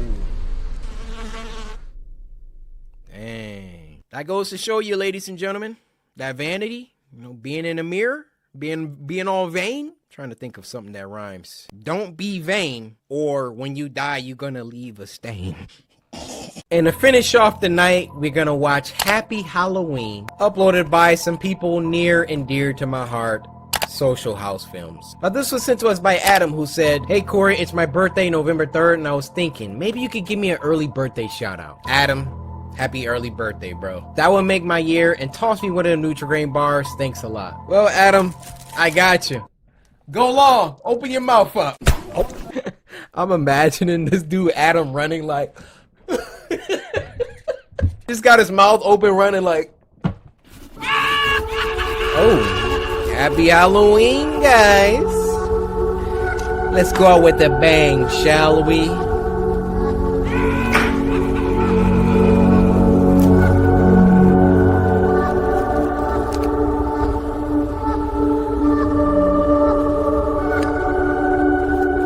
There go our girl.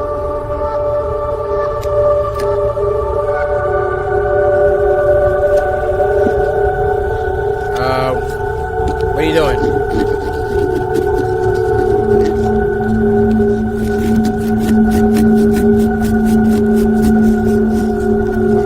She's really into that carving.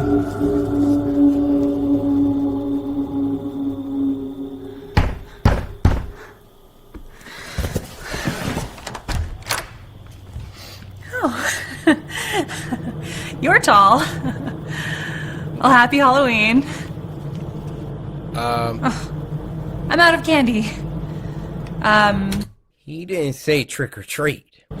You know, I can just run out to the store and get some more if you want to come back. How generous, but... Okay. That was so awkward. What happened to our lights?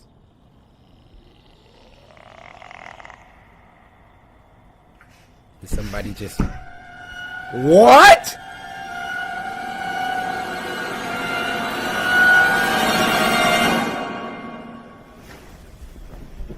Whoa, that was crazy.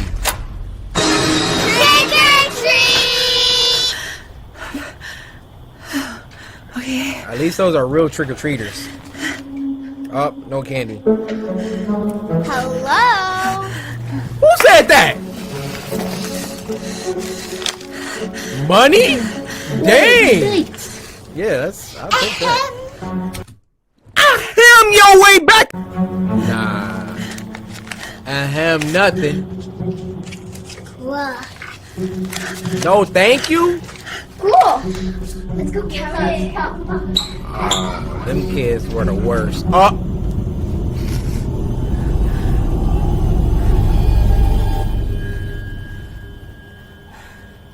I would have went with them. What the? I'm not staying in there. I don't think so.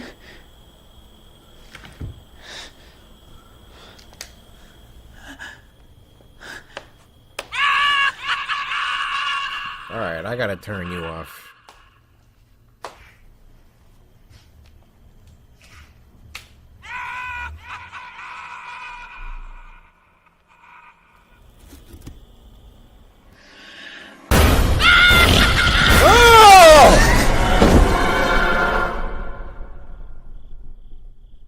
What? She just got straight abducted? She got took to the shadow realm? Shout out Aaron and Victoria. Guys, that's gonna wrap up this Halloween. I gotta give y'all a 10. Just cause I had the loudest jump scare scream, I think, ever. True Horror Stories POV, wow. We had an all-star cast, I feel like. Guys, thank you for rocking out with me this Halloween. But Spooky Scary Sunday never stops. Next week, I'll see y'all right back here. And I'm gonna need a 10. I'm gonna need another 10. It's been a while since y'all got 2 10s in a row. Bring that back, please. In the meantime, Spooky Scary Sunday.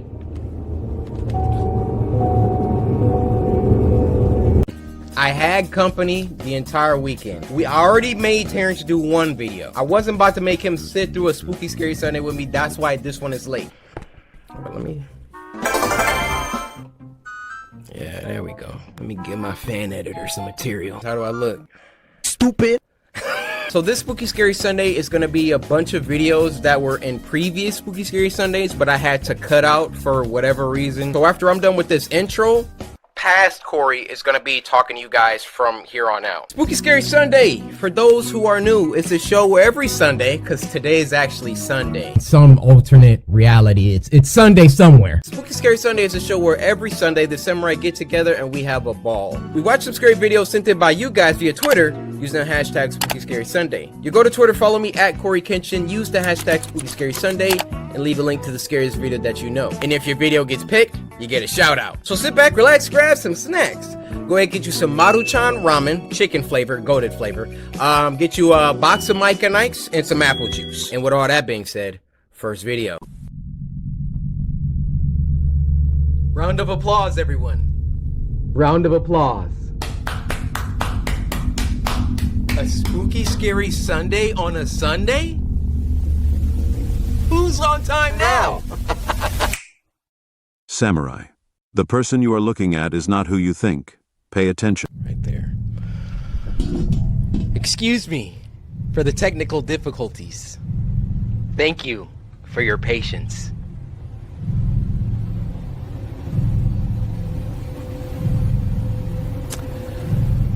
Today, I hope you guys sent in some better requests than last time. I need 10s from you all. Let's proceed.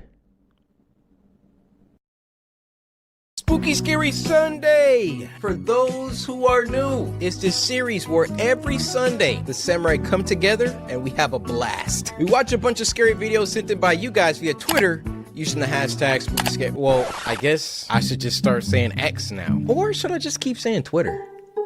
I don't have to conform. I think we're gonna keep saying Twitter. We watch some scary videos sent in by you guys via Twitter using the hashtag Spooky Scary Sunday. You go to Twitter, follow me at CoryxKenshin, use the hashtag Spooky Scary Sunday, and send me a link to the scariest video that you know. And if your video gets picked, you get a shout out.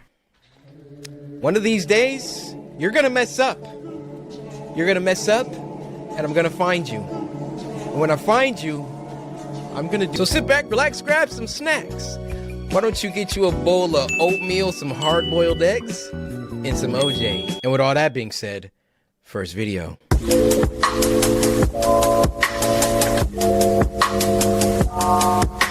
Now the first one is gonna be a little bit interesting. I mean, look at that handsome fella in front of you. No, not this one. The one down there. Cory, move your face cam out of the way, please. Thank you. Incredible. Look at that guy. Look at those muscles. This was sent to us by Onyx, who said, I made an animation for you August of last year on my TikTok. So glad you're finally back. I've been watching you since 2014 and have put my brothers and mom on, and we've all been fans for years. Love you, Cory. Happy 2025. Onyx, can I just say, and to your family as well, thank you guys so much for, number one, Samurai slicing that like button. I'll give everybody a chance to, take a second to do that, because, that's a staple around here. Don't forget it. Samurai slice that like button. And then number two, making something like this for me, like this looks like it took a long time. Number three, supporting me, it means the world. Thank you so much, Onyx and your fam. Like, I see all of y'all, like... Wait, it's like paper. You guys see the separation between the other sheet? This is crazy. And it's called Norton. I wonder why.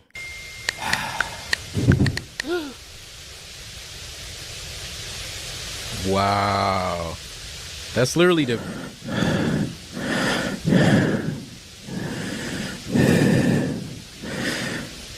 Brother handsome.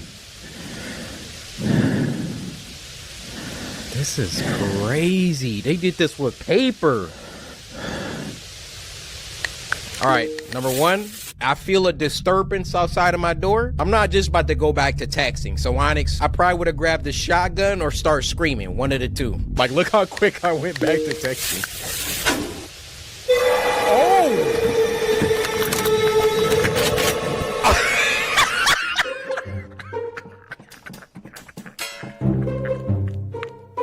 Onyx knows what time it is.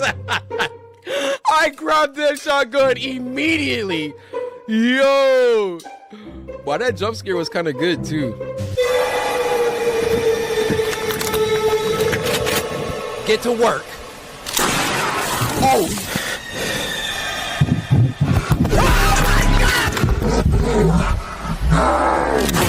Oh!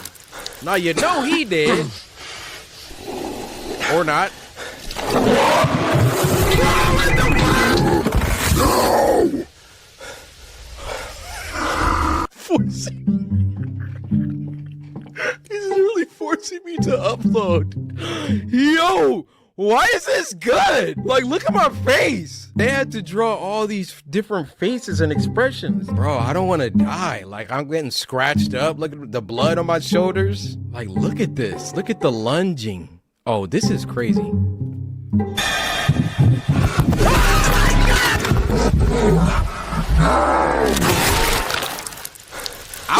I would have given him the other barrel.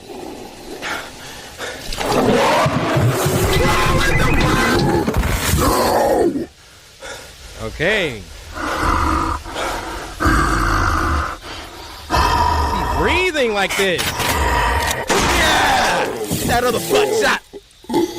Uh-huh.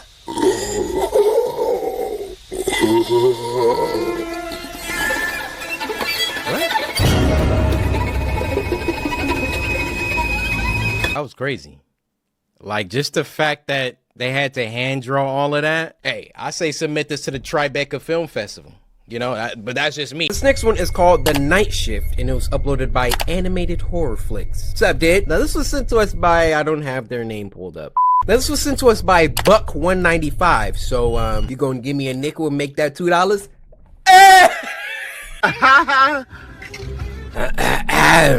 The Animated Horror Flicks presents. Just reaching for my water bottle. The Night Shift. Whenever it's a night shift of anything, it's gonna be good, man. Facts. I don't usually hold back when it comes to talking about my job, which was working security at the sub-level of a local hospital. Okay. You'd be surprised to know how common break-ins were at that place. Oh. Which usually ended up being a couple of junkies trying to get high on some of the weird chemicals that were being kept in the labs. Nah. Security. It started out as a regular graveyard shift at work, but I'll lead in with a curious backstory regarding the doors that led to the morgue. In order to keep the place more sanitized, they had recently installed sliding doors that would automatically open if someone passed in front of them. I like this animation. Thus removing the need to touch any handles or doorknobs, and prevent anyone from leaving the doors open by accident. There wasn't anything really unique about the sliding doors, except for the fact that they would sometimes open and close by themselves. Oh, heck nah. That by itself didn't seem like such a big deal, since this could have been caused by something small such as a moth flying in front of the sensor. Until one night, I realized that it would always happen at the same time. Oh! Every night, at exactly 3 AM, the doors would open for a few seconds and then close. It's creepy. It's a demon! I was convinced that the doors had been programmed with some kind of time-based trigger, but when I contacted the company that installed the doors, they told me that it wasn't possible since the doors were designed only to open when the sensors were triggered or forced open manually. Well, it's not the So latter. it continued without any explanation for a long time after that and became sort of a ritual for me and my co-workers to watch the doors open and close on the monitors every night. Usually there would be at least 2 guards on duty, but that night I ended up working the graveyard shift by myself because the other security guard suddenly became ill and there wasn't enough time to find a temp who could fill in at such short notice. Okay. Not good. Just to be clear, I had been working as a security guard for a long time, so I was no stranger to danger and I wasn't worried about working alone at night. Besides, the work was pretty straightforward. All I had to do is make sure all the doors were locked and secured and keep a close eye on the monitors. That's all you ever have to do. Sounds easy enough, but let me tell you something that's going to make it a little bit easier for you. Let me bring something to work that's going to make it a little bit easier. That I don't care about no ghosts or no 3 AM demons, these buckshots. There were only 2 cameras, one overlooking the control room and another one at the other end of the corridor overlooking the entrance to the morgue. As the clock approached 3 AM, I did what all the guards on duty would do.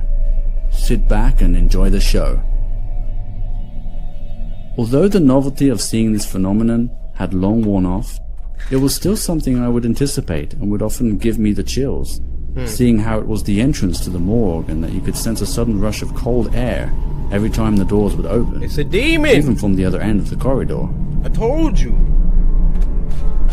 I watched patiently as the doors opened, followed by the howling rush of cold air that could be heard from under the door. It was when I glanced away from the door and looked to the monitors that I noticed something strange. The doors remained open. Uh-oh. At first I thought it might be a glitch with the monitor, and I was simply looking at a frozen frame. But then I saw the light flicker. Ooh-wee. I waited for a few minutes, but it soon became clear that I would have to head on down to the end of the corridor, since it was strictly prohibited for the doors to the morgue to remain open.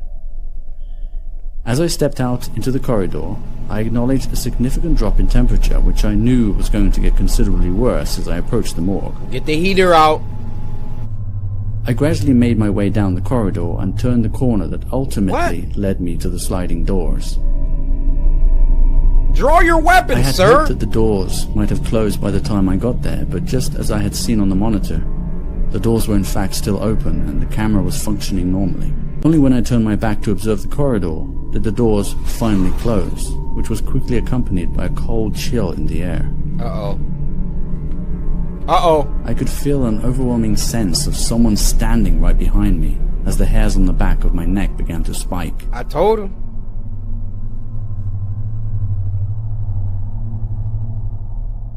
Then he gonna turn around like,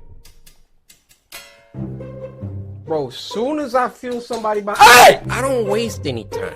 If you are in a situation and you feel somebody behind you and you turning around like these,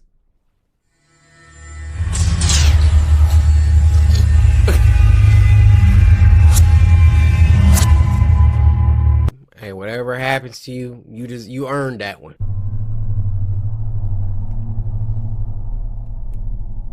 But it turned out to be more of the same eerie silence as before.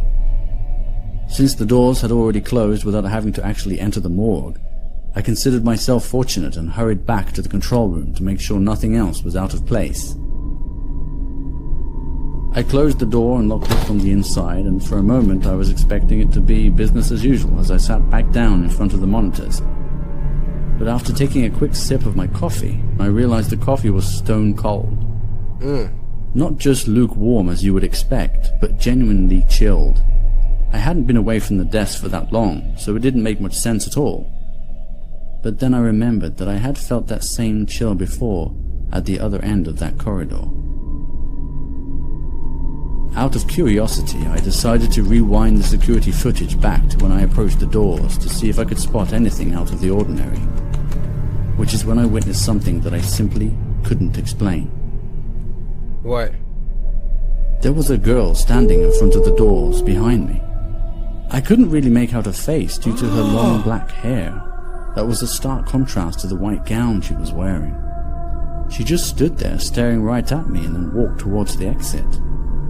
To this day, I can't explain it, because I had just been there and I hadn't seen anyone. It was when I checked the other camera overlooking the entrance to the control room that really sent a chill down my spine and still gives me nightmares to this day.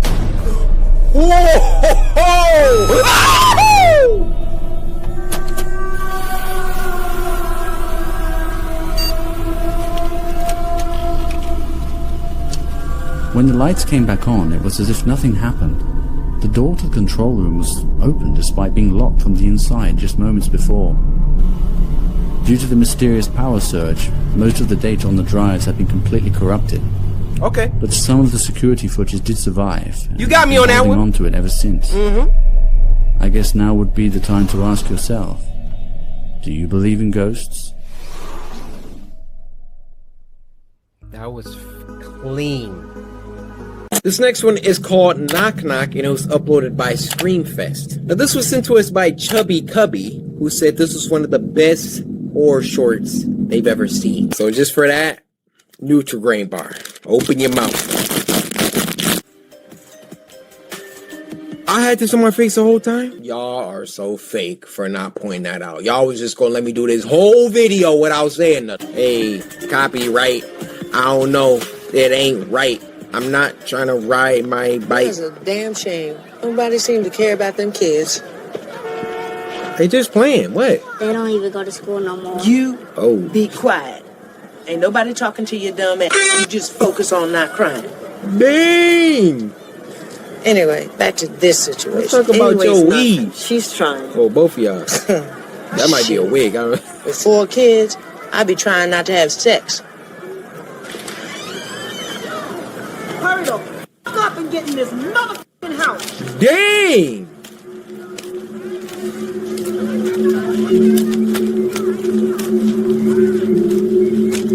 They do kind of look like homeless kids. Hey, y'all. Hey, Pee-wee.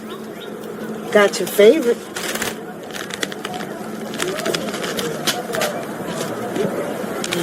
I didn't say that was for you. Get back. I feel sorry for them damn kids. She loved them kids. Best way she know how.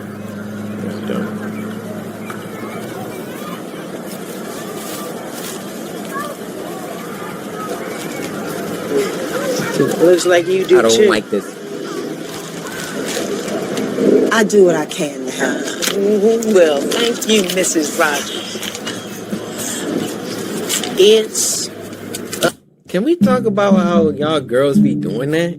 That's nasty. Let me just take my AirPods. And then it's money. Like the most nasty thing with the most germs on it. And wonder why you're dang sagging. Probably because you're carrying all them germs on. Beautiful day in the neighborhood. Bye, Patricia. Bye. Bye, baby girl. Take the 20 out your bra. Oh, reset.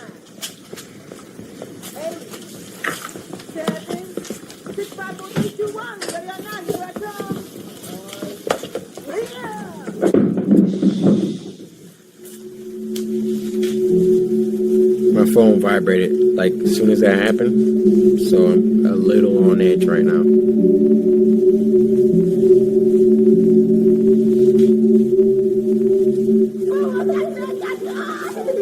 Okay, they're just playing around.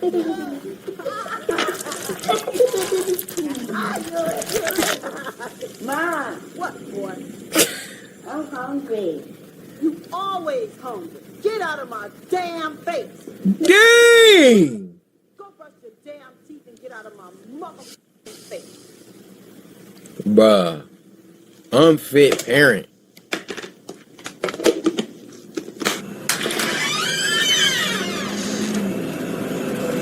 Now she about to attack you like, oh, you think we hungry over here? Yes, like I heard your daughter through the wall.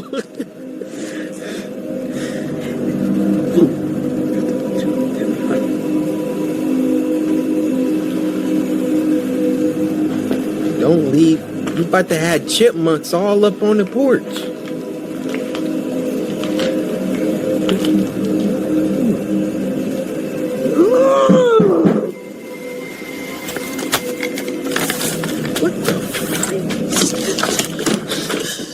Guys, did y'all see that? I did not know what that was. It looked like a person, but I thought it was her. It was spaghetti. Can I have some? You have some too? Get it, please. Thank you, Mom. Dang, so she took the spaghetti. Huh. The visuals and the sound of this are just creeping me out, man. Y'all ever, like, get a hair in between your toes? It feels so good.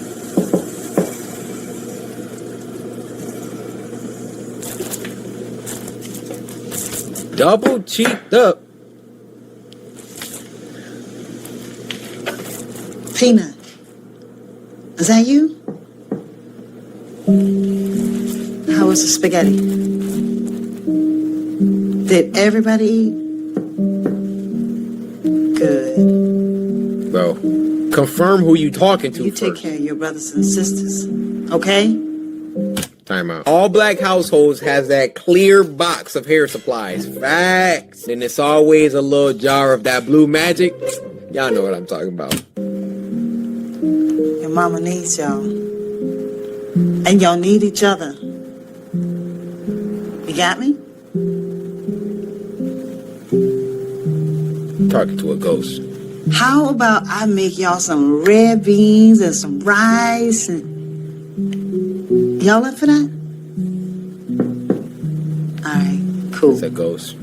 I got you. Why don't you go ahead and adopt them kids? Like, dang. Good night to you too.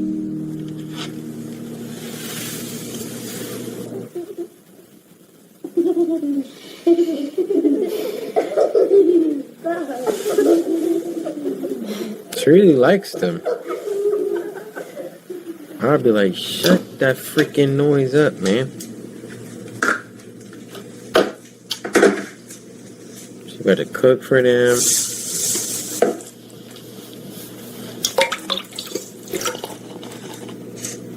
So far, this is great. I don't know where it's going though. Nothing. I said, who did it? Say he was lying. Nasty little bastard. I told you. I told all y'all. Not under my roof and not in my house. Did you do it? Huh? Did you? You calling me around? Oh, I'm alive now. Get your over here. I'm gonna get your motherfucking.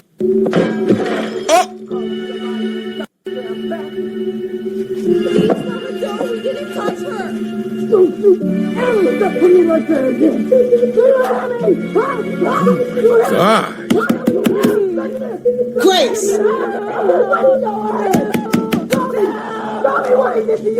Grace, I'm calling the police. You gonna leave him alone? Grace, stop it! Stop it! Leave him alone! I'm gonna call the police for real this time. Leave him alone! Mama, stop! Stop!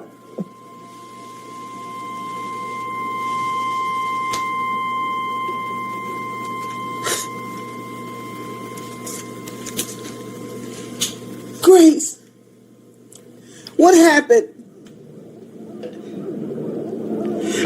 Say something!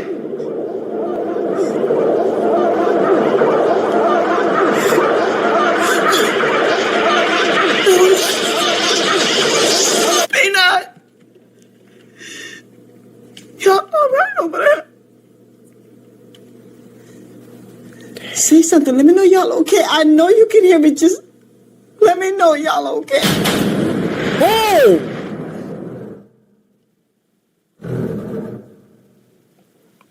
Let me just say her acting is on point right now. This whole film is on point right now.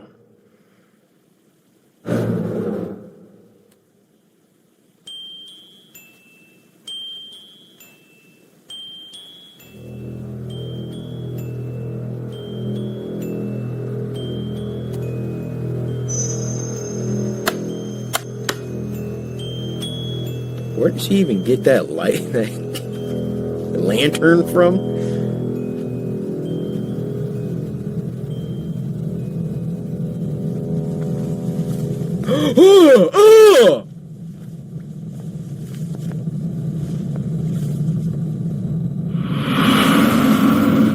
Oh, there was somebody standing behind her. Dude, it's so dark right now. Is that a freaking Autobot?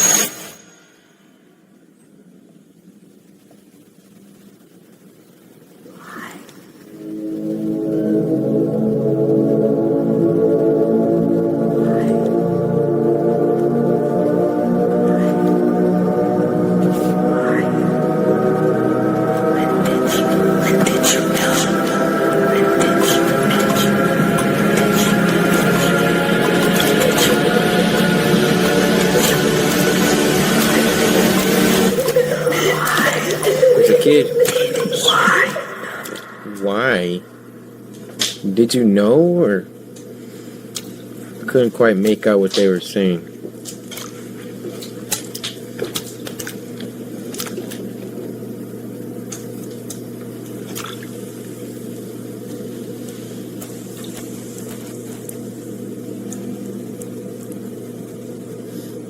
What?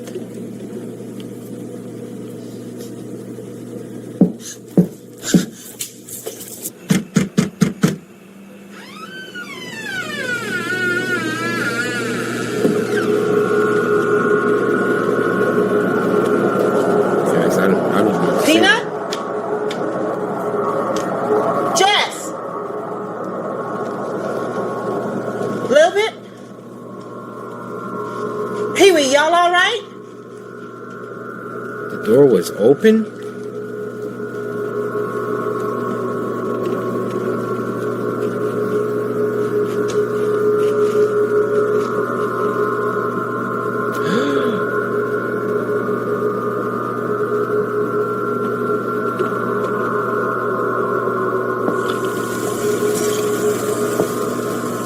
What? Is that a freezer?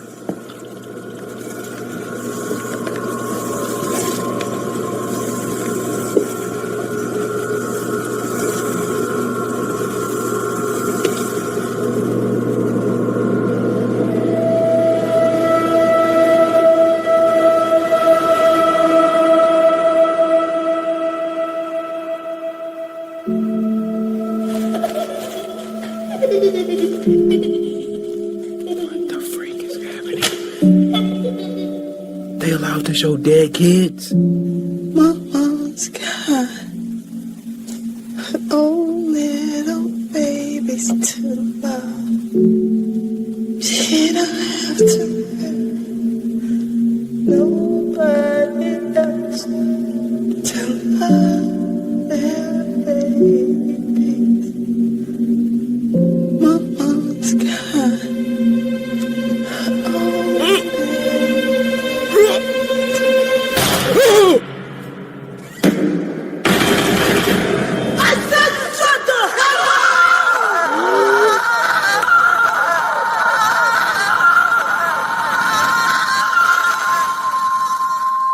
She was the mom.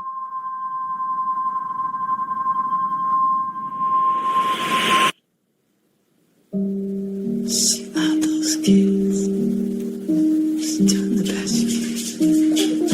Seems like you do too. Oh my.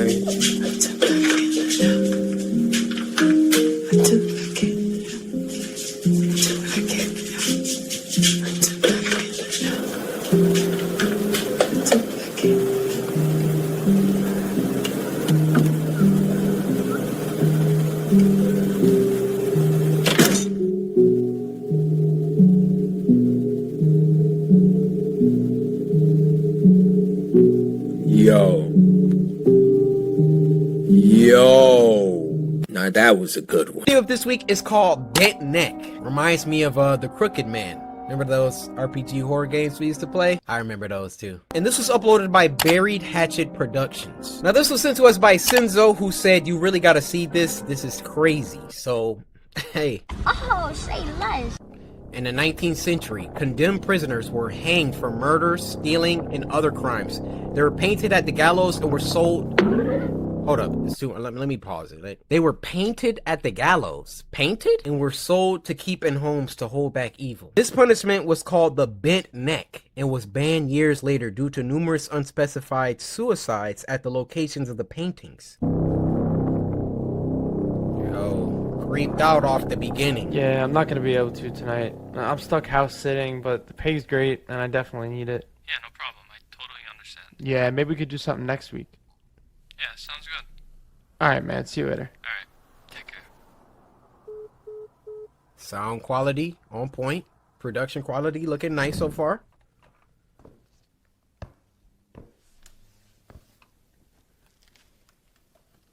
Impressed.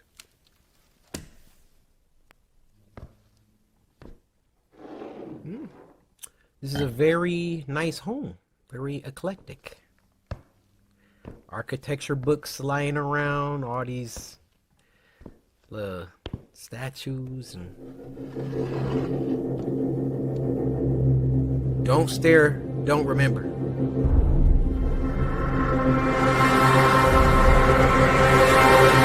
What the frick is that? Bro, why would you stare at it? Oh, that's a, oh, his neck broke.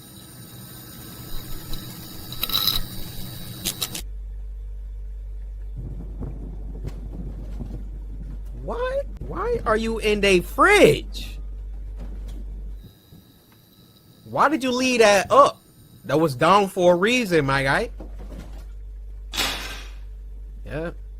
About to get your neck bent now.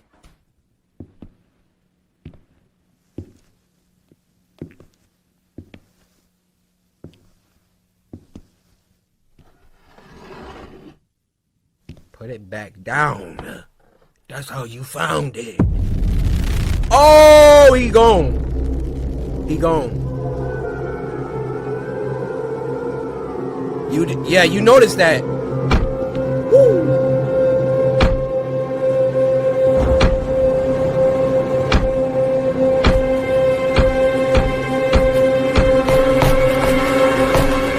Back up.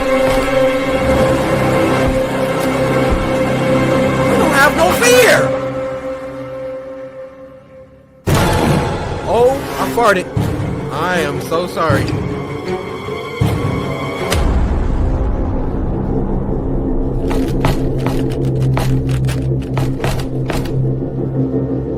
Leave the house.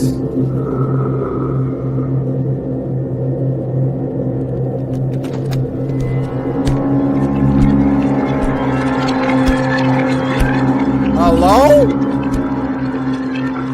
You're not about to scare me with these ashy feet, bruh.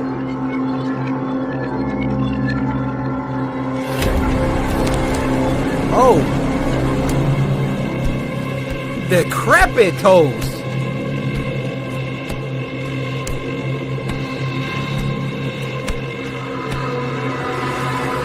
Get out, get out, get out of the house.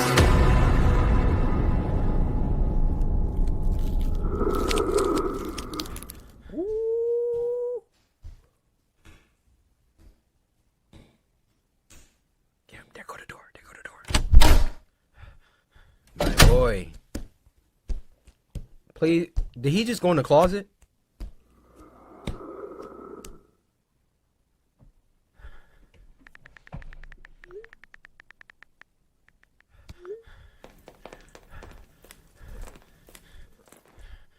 What was that?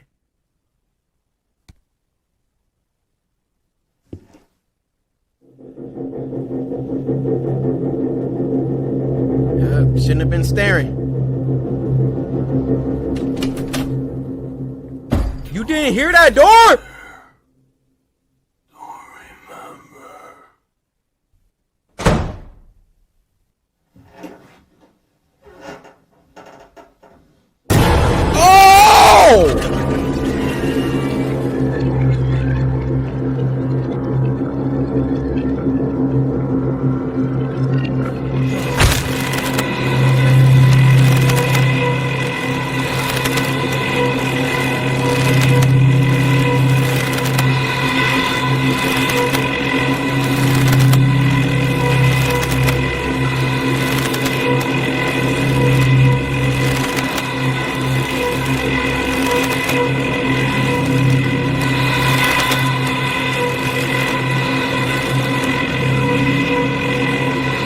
They was nice with that one.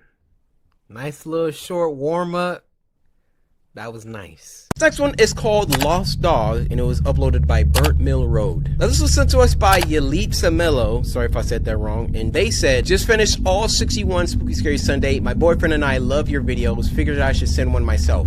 This one made me jump. Can I get a Nutri-Grain bar? Yalitza, and once again, my apologies if I'm mispronouncing that. You finished all 61 episodes of Spooky Scary Sunday. 2 Nutri-Grain bars. One for you. One for that boyfriend of yours. Boyfriend? I'm gonna start with you. Open your... Yo. We watched some of Burnt Mill Road stuff before, and, That intro is always. Thanks for helping me out, man. Yeah. I can't believe she just ran off. Anyone else coming to help? Nah. You're the only one who responded. Lucy! He's lying. He's lying. Mega! Lucy! Lucy! Let's go down there. She always liked to be down there. She always liked to be down there. First of all, she even get down here? Why do you need help? I mean, yeah. Lucy. But if they sticking together, what's the point of getting more help? Wait, what the frick is going on?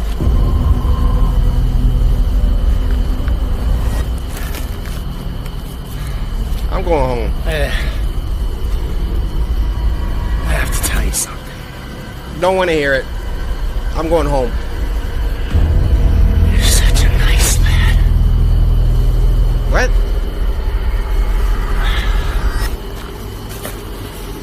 Bro, why are you just staring at this dude tweak out? Run! Turn to a freaking werewolf. I don't have a dog. I am a dog. I've never had a dog. Oh, you're too nice, though. You should run now, lad. Before it's too late. Why did you bring me out here then?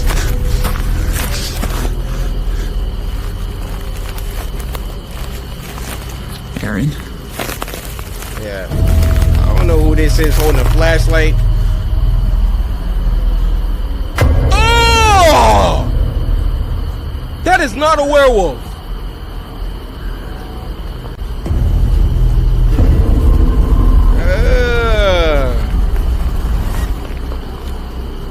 Cameraman has no reaction, just staring at him. Ugh.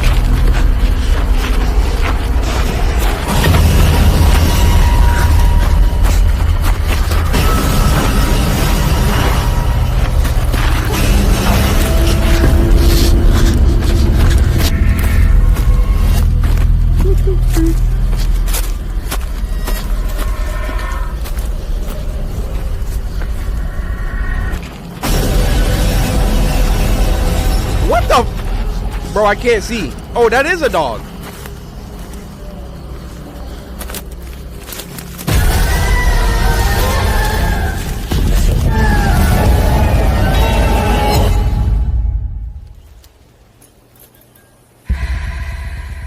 Not gonna hold you. Jump scare at the end did get me. However, that was pretty, that's pretty weird. Cameraman, or he's not holding a camera. Guy holding the flashlight, literally just backing up, making no noise as we got some monster freak. Like, where was the screaming? Where was the urgency? All right, guys, this next one is called Hitchhiking Horror Stories Animated. I am an avid non-supporter of hitchhiking. Hitchhiking horror stories. 3 months after I turned 16 in 2005, I got my first car, a 99 Toyota Camry. On a warm Saturday night, when my friend Alex invited me over to one of his friend's big parties, I knew I wouldn't be in a condition to drive the Camry home afterward. We carpooled with Alex's girlfriend, Brianna. We lived in the countryside of Virginia, meaning less big parties. Meaning when there was a big party, it was a huge deal and everyone would go. We lived about 5 to 10 minutes away from this kid's house. I knew where he lived as I was acquainted with him, but not exactly friends. The whole ride there, we took the same 2-lane highway type road through the woods, and this kid's house was actually on this road further down. At certain points on this road, there were a few houses on either side, and then it would just go back to being a long, empty highway again. Okay. The house was tiny, like a lot of houses around the area, but the party was held outside anyways, since his closest neighbors were relatively far away, and noise wasn't an issue. Dope. Let's get I'll skip most of the party up until the point that Brianna, who was supposed to be our designated driver, had to suddenly leave for a small family emergency. Alex said it was fine and that we'd find a ride home. Well, fast forward another few hours and another few drinks, and I could barely even walk straight. Hey. I checked my watch, and it was like 2 in the morning. I figured it was time to go. I started looking for Alex, but I couldn't find him anywhere. In fact, it seemed like everybody I knew had already left. Oh no. I could barely even think straight, but I was still furious at the fact that Alex could have actually left without me. I asked to use the party host's phone and dialed Alex's home number. After 2 tries, I gave up and then realized I shouldn't wake his family up. So, literally not knowing what else to do, Kind of friend you go to a party with where he'd leave and forget about you? It's 2 a.m. Narrator is toasted. He can't drive home. He don't know nobody else at the party. If y'all ever go to a party and you drunk and you just can't get a ride home, you don't got cash for Uber, call me before you hitchhike, all right? Oh, you need my cell phone number? All right, it's 73 800-588-2300 Empire. Today, I dizzily stepped out onto the road and began walking back home. I knew this walk would take anywhere from half an hour to an hour in my condition. Dang. Maybe after 15 minutes of walking down the road, the slight shine of car headlights on the road was fading in from behind me. Jumping for joy inside, I lifted up my arm and stuck out my thumb. Why? As the car neared, it slowed down and came to a stop. You never know who is pulling up. The man driving the '98 Ford Explorer rolled down the window and asked where you headed. I told him my house was just down the road and beyond a right turn, probably slurring my words beyond comprehension. You know he drunk. He chuckled and told me to hop in. I thanked him and joyously hopped into the truck. I was exhausted, and I remember completely disregarding things the guy was asking me because I was so close to just passing out. And that's what happened. No. The memories of being in that truck turned to a fog, as I'm sure I passed out. You passed out in his car? Oh my gosh, this dude can take him anywhere. The next thing I remember, I woke up still in the moving truck. The guy looked at me and laughed, but didn't say anything. I looked around you and laughing realized at? the road we were on wasn't familiar. I nervously asked, where are we going? He then said, so what were you doing out this late anyway? Answer my question! As the man answered my very straightforward question with another irrelevant question, the sobering reality of the situation hit me. You can let me out anywhere, I told the man. The man You have no responded idea with a where you firm are! No. I felt like throwing up as he said that. No, I really actually felt like I was going to throw up. Well, I started to gag as I felt more and more nauseous by the second. Yeah. The man took his eyes off the road to look at me, and that's when I thought of the perfect distraction. Yes. I turned in his direction as I continued to gag, and he started to kind of lean away and slow down the car. He like, oh. He kidnapped some dude. He started freaking barfing. He's like, oh, dude next to him. Now it's just starts spazzing.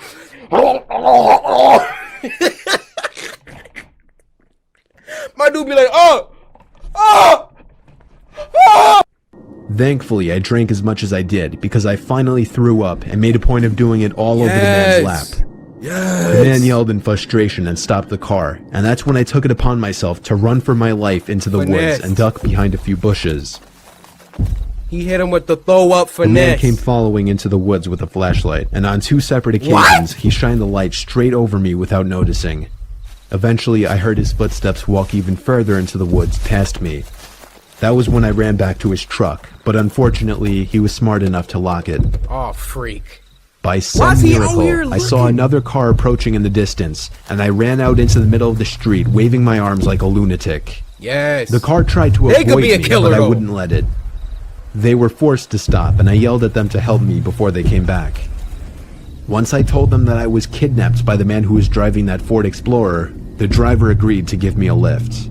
Not to the police station or anything, but to my house. I made it back safely, where I couldn't thank the driver enough. Thank you. I immediately woke up my parents and told them. My dad wanted to know if I got his tag number. And then I felt like punching myself in the face. I failed to get the simplest information from the guy that would have allowed me to actually properly report him. Dang. All I knew was that he drove a faded blue '99 Ford Explorer. I made sure to give Alex a piece of my mind, and part of me always held a grudge against him ever since, just for abandoning me at a party without telling me. When I see you at school tomorrow, you getting creamed.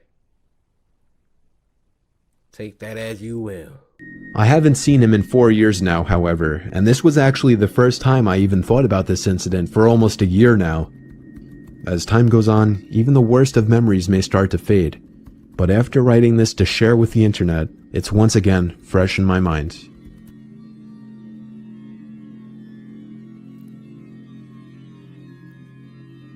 That music. Yo, clap that up. Llama Arts and Mr. Nightmare, which I learned is the narrator, or the narrator. It's like a two-hit combo. Mr. Nightmare is dope at the freaking narration, and then Llama Arts just brings it to life. Y'all want to do one more? All right, let's just do one more. This next one's called Creepiest McDonald's Horror Story, uploaded by Mort. Link will be in the description. Be sure to check out their other stuff as well. The story was sent to us by Noah Shank. Noah, I come to you with all the respect in the world. Your last name is Shank, all right? I'm not trying to make you mad. Creepiest. It was about 3 in the morning and I was on my way to my job at my local McDonald's to open with one of my favorite managers there with me. She told me to text her when I got there so that she could let me inside. Once I pulled in, I noticed a man standing outside of his car in the farthest corner of the parking lot. He was shooting me this sort of menacing stare. What do you want? Let me point out that it's completely pouring outside. I was really confused as to why this guy wasn't just sitting in his car. Yeah. I then parked and texted my manager to let me inside. Seconds later, I noticed her at the door opening it for me. Upon walking up to her, I say my usual good morning. I was stopped mid-sentence by her rushing me inside and saying, "Did you see that guy outside?" I told her yes, and she proceeded to help me refill sauces, napkins, and things like that. Probably want a McGriddle. My manager then told me that she's going to check the security tapes just to make sure that everything during the period that the restaurant was closed was okay. Minutes later, my manager called me into her office for whatever reason. She told me to look at the screen, and it showed that the same man was standing outside. The time was 12:47. She then fast-forwarded the tape to reveal that the man had been standing outside the entire time up until now. Wow. And at this point, it's about 3:50 a.m. He really I ran to the hungry. front lobby and I noticed him still standing over by his car. I figured, or was hoping, that he was probably just on something and he was waiting for us to open so that maybe he could get breakfast. Yeah. I resumed filling sauces again and making sure everything was in working order, until I was abruptly interrupted by banging at the front door. I walked over and noticed the figure right outside the front door. It was the man. I yelled that we were closed and that he would have to come back later. That didn't seem to faze him as he continued to bang on the door. I walked away, figuring that he was just being an asshole, when suddenly I heard a loud crash. I ran to the lobby to see the glass door broken and the man beginning to step inside. Oh my god. I yelled for my manager and told her that we needed to leave through the back door. And we did just that. We booked it to our cars and both called the cops. They arrived in about 15 minutes and came outside the restaurant with a dirty-looking man in cuffs. They said he was hiding in the back janitor's closet with a large knife in his hand. So that's my story, and also the reason I'm never working early mornings again. Bro, Mort, that animation was crazy.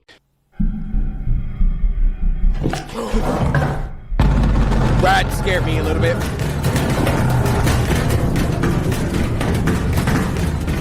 Oh!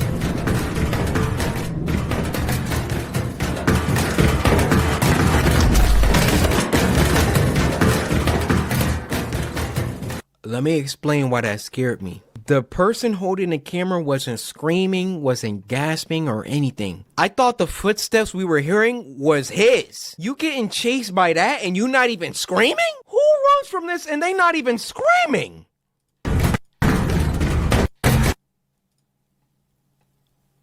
Doom guy?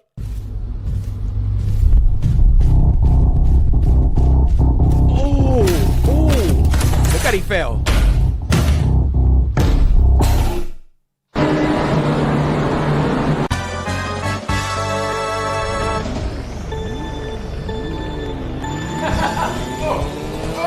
shoot! Oh my god! Yo! Ooh! Oh, hello there. I'm just kidding. Oh, hello there. I'm just kidding. I totally know how to ride one of these. And you guys remember Spooky Scary Sundays? This would be a good time to implement a series where every Sunday we watch some scary videos. That's like I say every Sunday.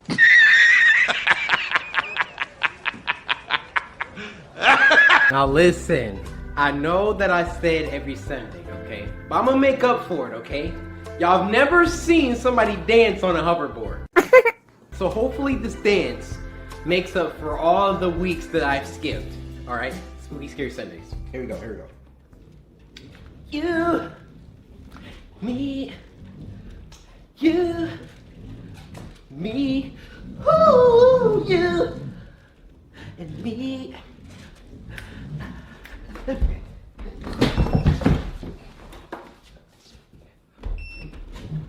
And me. You.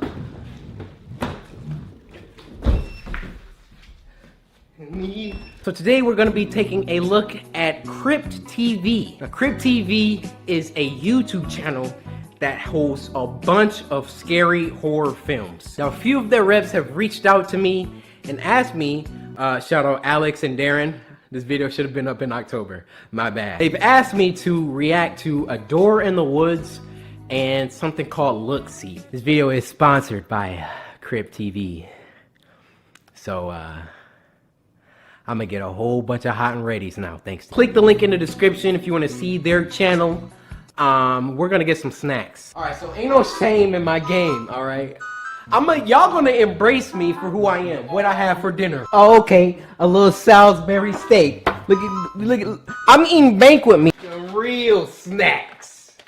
This is how you enjoy movies. Now, this next one's called Why Does My Family Hate Me? This was uploaded by our Ate Sapphire. And this was sent to us by Kmart Jackson. I didn't add the T. It's not Kmart Jackson. Thank you for following the directions of following me on Twitter and sending me this story. See, the rest of y'all could be getting shout outs too, but y'all just trip. Hey, I'm Sapphire. Wanna hear something scary? Hey! Hey! My family hates me. Oh. The following story is based on a submission from Desiree. Thanks, Desiree. I used to think my family hated me. Maybe hate is a strong word, but I definitely did not feel particularly well liked. I was my parents' least favorite compared to my two younger sisters. They just never seemed to want to be around me or talk to me. Dang. They wouldn't even let me take care of our hamster, Lulu. I thought I was being paranoid, but my parents' cold demeanor became more apparent when we moved into a new house. They gave me the room at the very end of a hallway, secluded and removed from everything else. They claimed it was so I could have privacy, but I think they just wanted me far away. That room gave me the creeps. I remember the first night there, I woke up and heard hushed voices echoing in the walls of my room. I couldn't make out everything they were saying, except for my name, the many times it came up. The next morning, I told my mom about the voices and that I thought the house might be haunted. You must have heard the pipes or something, she said dismissively. But I know what I heard. Nani? I also knew arguing with her wasn't going to go anywhere, so I decided to suck it up. I went to bed with such anxiety that night that I had an incredibly lucid and horrifying nightmare. I was strapped down to my bed, surrounded by dark figures who were chanting over and over, and I couldn't move or scream. I just laid there while these figures sprinkled me with unknown substances. I think we're gonna have to call Chief on that. What are these substances? The next morning at breakfast, I silently ate while my parents asked my sisters how school was going. Then Jamie, one of my sisters, turned to me. "Are you still hearing things at night, sissy?" she asked. I was actually a little startled by the sudden attention on me. Yeah, and I actually had a pretty bad dream last night. Felt like there were people in my room or something. My sister then turned to look at my parents. I felt like they were telepathically talking about me right in front of me. Then Jamie spoke again. Mom, you should give her that stuff to make her sleep better. My mom nodded. I was still taken aback by this sudden interest in helping me sleep better. Oh, they setting her up, so dude. Before bed that night, I swallowed the pill that my mom gave me. As an extra precaution, I gathered as many religious items from around the house. Crucifixes, paintings, as many as my hands could carry, and put them in my room.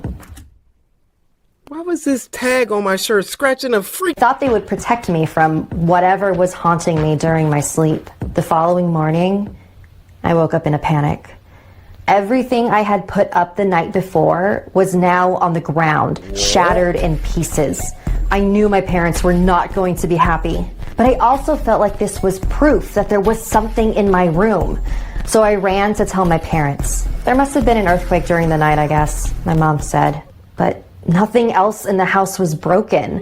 Only the religious items in my room. It didn't add up. I spent that whole day crying in my room. Before bedtime, Jamie came in with her hands cupped in a ball. She hopped on my bed and opened her hands. Here, maybe Lulu will help you sleep tonight, she said. I glanced out the door and back at my sister. Is Mom okay with that? She doesn't have to know. I thanked my sister and lay down to bed, snuggling Lulu in my hands. When I woke up the next morning, Lulu had moved. I felt around my pillows and blankets, but I couldn't find her. I realized it was an idiotic idea to fall asleep like that with a tiny animal. Freaking idiot. I figured she must have run out of my room under the door in the middle of the night, so I went looking for her. The rest of my family was already up and in the middle of breakfast. This is why they don't like you. I couldn't let them know I had lost Lulu, so I decided to continue my search after I had a couple bites. But after swallowing one spoonful of cereal, I spit it out onto the table. I suddenly felt incredibly nauseous. I began dry heaving over the table until I coughed up a small clump of brown fur. My family immediately stood up and began praying the Lord's Prayer. You ate it? Dizzy and blacked out. When I came to, I was strapped on my bed with my family standing around me, sprinkling unknown substances all over me. What are you doing? Why do you hate me? I cried, frantically trying to release myself. The expressions of each of my family members turned to sadness. We don't hate you, Desiree, my dad said. We hate who you become at night. I don't understand. You've tried to kill each and every one of us in your sleep. My dad continued, multiple times. We're trying to help you, sissy, Jamie chimed in. But nothing seems to be working. I didn't know what to think. This whole time, I thought that I was being traumatized by a demon in my room. And I was the demon. My family didn't hate me. They're just afraid of me. And I think I am too. So first off, this story was sent in by Desiree. Desiree, is there something you want to tell us? Based on a true story? Desiree? Alright, you guys, that's gonna do it for this week's episode of Spooky Scary Sunday. This one was a light episode. It had a little bit of everything. A lot of variety. I can appreciate that. You know, we had a little John Wick Kung Fu alien action. We have some weirdness with the girl with the pool table head. We didn't watch so many, I can't remember none. Now next week, I want more spooks! But that being said, Karen requires my attention. She gets kind of antsy when I'm away for too long, so be sure to follow me on Twitter. Send your videos. Hashtag Spooky Scary Sunday, guys. I'll see you next week. Aria. Bro, if it's two games y'all will not let go, it's Aria and At Dead of Night. I'm still getting people ask me to finish those games. Tell you what. Ruby, how did you even find that video?